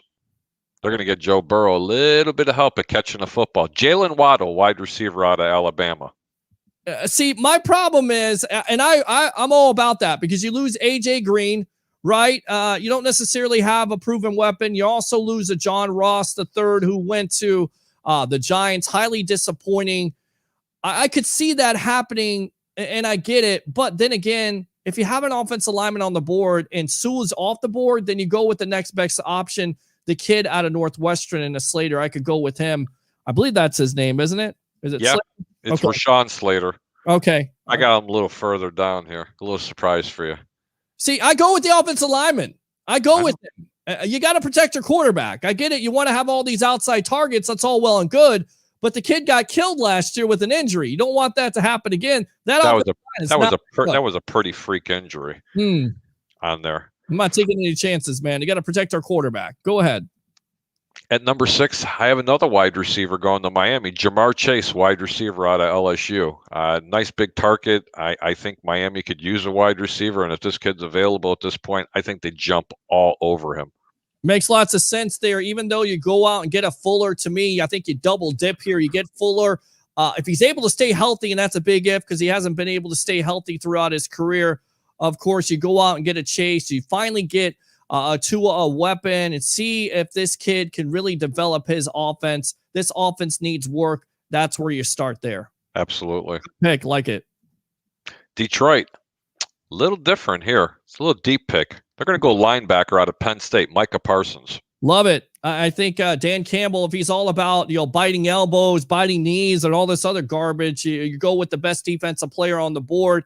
Of course, that division in general, and Aaron Rodgers not going anywhere, even though he's getting up there in age. That Green Bay offense is highly explosive. The Chicago Bears, they have their moments. Of course, the Minnesota Vikings with a Kirk Cousins. Why not go with a defense and a Parsons? I love the pick. Yeah, I think that'll help them out tremendously.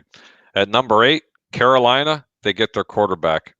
It was a little tough, but they're getting the Ohio State quarterback, Mr. Justin Fields. I think they would be happy with that. If he's on the board, they definitely run to the podium. I still say they go with the Trey Lance because it'll be a quarterback competition. Either one. They either take Trey Lance, because between these next two picks, between Carolina and Denver, these two quarterbacks, in my opinion, are going. Justin Fields, I have going first, and Denver, I had Trey Lance. It could go the other way around. I think they're both going to get their quarterbacks. Whoa! So wait a minute now. You got Justin Fields to Carolina, which I could agree with. They go with that quarterback position, although I think they go with Lance because Fields is not there because Atlanta takes him or somebody trades up for him.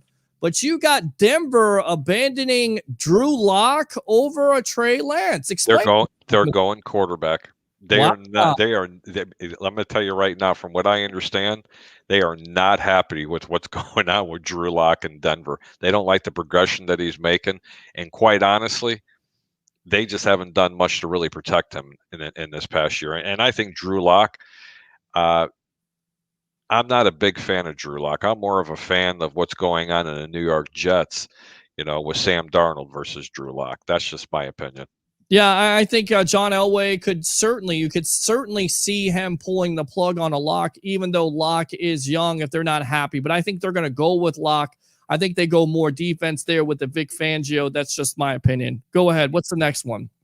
Well, that was Carolina and Denver, so we can flip-flop. Those quarterbacks are going there. It's either Justin Fields or Trey Lance going to Carolina, or Justin Fields and Trey Lance going to Denver. And I think the upset is Denver's going to surprise everybody, and they're going to draft a quarterback this year. In Dallas, they're going to address the offensive line. They're going to take the offensive lineman out of Northwestern, Rashawn Slater. Yeah, I like that move too. I mean, if he's there, I don't see why you wouldn't. That offensive line. Look, he just signed Dak Prescott to a major contract, one of the biggest contracts in NFL history. It only makes sense to try to protect them. That offensive line had their fair share of problems last year, so you go with the best offensive lineman on the board. That would make sense, although that defense is really horrible, so you could go either positions. I kind of like that draft. Not bad at all. Not bad. We disagree a little bit, but good. Good stuff. I'm not much of a draft guy. Well, you did pretty good. I can guarantee you Trevor Lawrence is going in the first pick after that. If I go 20%, I'd be happy. I'll tell you what, your best draft experts don't even get 50% in the top 10. This is tough. It's tough because usually you have teams like the Raiders in there and they draft kickers, the 6th or 7th pick, or they draft fast guys that can only run fast but can't catch passes. You're exactly right. The tendencies of those teams are absolutely out there, but it's different because of these players in college football not necessarily having that combine to work with. And then on top of it, some of these guys had opted out. So you're going off of 2 years. So there's big time question marks. Let me go out to William here. And that's kind of what he's saying here. I'm not impressed with the edge guys in the draft this year. We have no need to reach for anyone. Should draft best available regardless of position. I agree. I just feel like you have to address defense. Your defense is your bread and butter. You're getting up there in age. JPP's up there. Sue's up there. Why take a chance? If you have an opportunity to get a player that you can develop the next couple years, I'm in favor of that instead of drafting a running back. You agree? Yeah, but let me ask you a question, Peter. Sure. Let's go back about so many years ago. What happens if the draft ends up turning into another Aaron Rodgers and he falls to the bottom? And let's just say Justin Fields or Trey Lance is available. Let's just say hypothetically, one of those two quarterbacks just sits back there. I mean, I'm sure you remember it, watching him on TV. He's doing this with his hands going, I can't believe this. What's going on? Well, you got Brady with his girlfriend, and then you got Aaron Rodgers, and he was like, and look, it worked out the best situation, right? Because he didn't go to a bad team. It was actually supposed to go to the San Francisco 49ers. Everybody was talking about Rodgers going number 1 overall, and then all of a sudden, Alex Smith is the number 1 overall pick because supposedly, according to some scouts or some media pundits, Merrill Hodge, he couldn't throw. He wasn't good enough. He only threw with screen passes in college football. Come on, man. He ended up, look, he definitely was on the board. It was disappointing to see that kid. But I tell you right now, that motivation right there, that chip on his shoulder has driven Aaron Rodgers to some of his greatness, winning 1 Super Bowl, having that attitude. Did the same thing for Tom Brady. He ended up in a better situation. To answer your question, if there is a quarterback on the board and there's Trey Lance or let's just say Justin Fields, Trey Lance, or even a Mac Jones. I don't think it happens. What happens if one of those three quarterbacks just fall to their place? Do they trade out of the pick because someone wants them from the second round? They pick up a whole bunch of players, or do you draft him and now you save a whole bunch of money and he now backs up Tom Brady and he learns for the next 2 years? I pick up the phone and I see what a willing team is willing to offer, and they're willing to offer you the farm. You take the farm. If they're not, then you definitely would have to consider. You got to take them, right? I think you would. I think you're in that position that you could do that. And that's what I'm telling you right now. I'm going to say over one of these quarterbacks, one of the three that I just mentioned, is going to fall all the way to the end of the first round, if not the second. Who's the most likely in your opinion? God, I can't tell you. I honestly, my opinion, who's going to drop that far down is the Alabama quarterback. I can't see it. I think Jones goes number 3, and I will bet you a steak dinner on it that he goes number 3 to San Francisco. He's the perfect quarterback for Kyle Shanahan. He really is. Even if the Jets take Penny Sewell, do you honestly think that the 49ers are going to take the Alabama quarterback over Zach Wilson? I'm putting you on the spot now. You got two of them. You're in the war room. You're in the draft room. Are you going to take Mac Jones over Zach Wilson? I love Zach Wilson, and again, I love the potential. But for me, if Mac Jones fits my offense, he's a quick decision maker. He's played at a winning program, and enough with, well, he's played around those all those weapons. Great. So did Joe Burrow, and he was a top quarterback in the league, one of the top young quarterbacks in the league, in my opinion. I go with the guy that best fits my system. Not saying that Zach Wilson won't fit. I'm just not sure. I like Mac Jones. Zach Wilson, man, he's got a little bit of wheels to him. He could fit that West Coast type of offense. Does he fit Kyle Shanahan's offense, though? Sure, absolutely. Okay. Anybody, any quarterback. That's the nice thing about Kyle Shanahan. It's a very quarterback-friendly type of offense. He could be a game manager. He could also be put in a position where you have to win a football game. You know, I mean, yeah, absolutely. If Zach Wilson is on the clock there, I'm calling a team to try to trade up, or maybe I'm calling the Atlanta Falcons and saying, "Are you interested? We'll take your pick and another pick. We'll have you trade up, and we'll get the guy that we really want." That's where. Wow, that's pretty strong. Yeah, we're on. Yeah, I know we're on. We're a little bit frozen there, so I don't know what's going on. No, we're on for that bet. I do like them steaks, buddy. You like? Well, I'm telling you, Mac Jones goes number 3. So you ready for Outback Steakhouse? Well done. Outback. Yeah. Sure, no problem, buddy. Outback. Yeah. Oh, you can do. I mean, we could do any. You know what? We won't even mention a sponsor. We'll just go and say a steakhouse. Yeah, steak. Okay. Sam Darnold plays for the Jets this year, then traded to the Bucs after next season. I don't know about that. Draft a quarterback in a heartbeat if he falls. Eric Moreno says, "Let me in, Pete." Well, we're not really sending in links tonight. Peter, can I come in?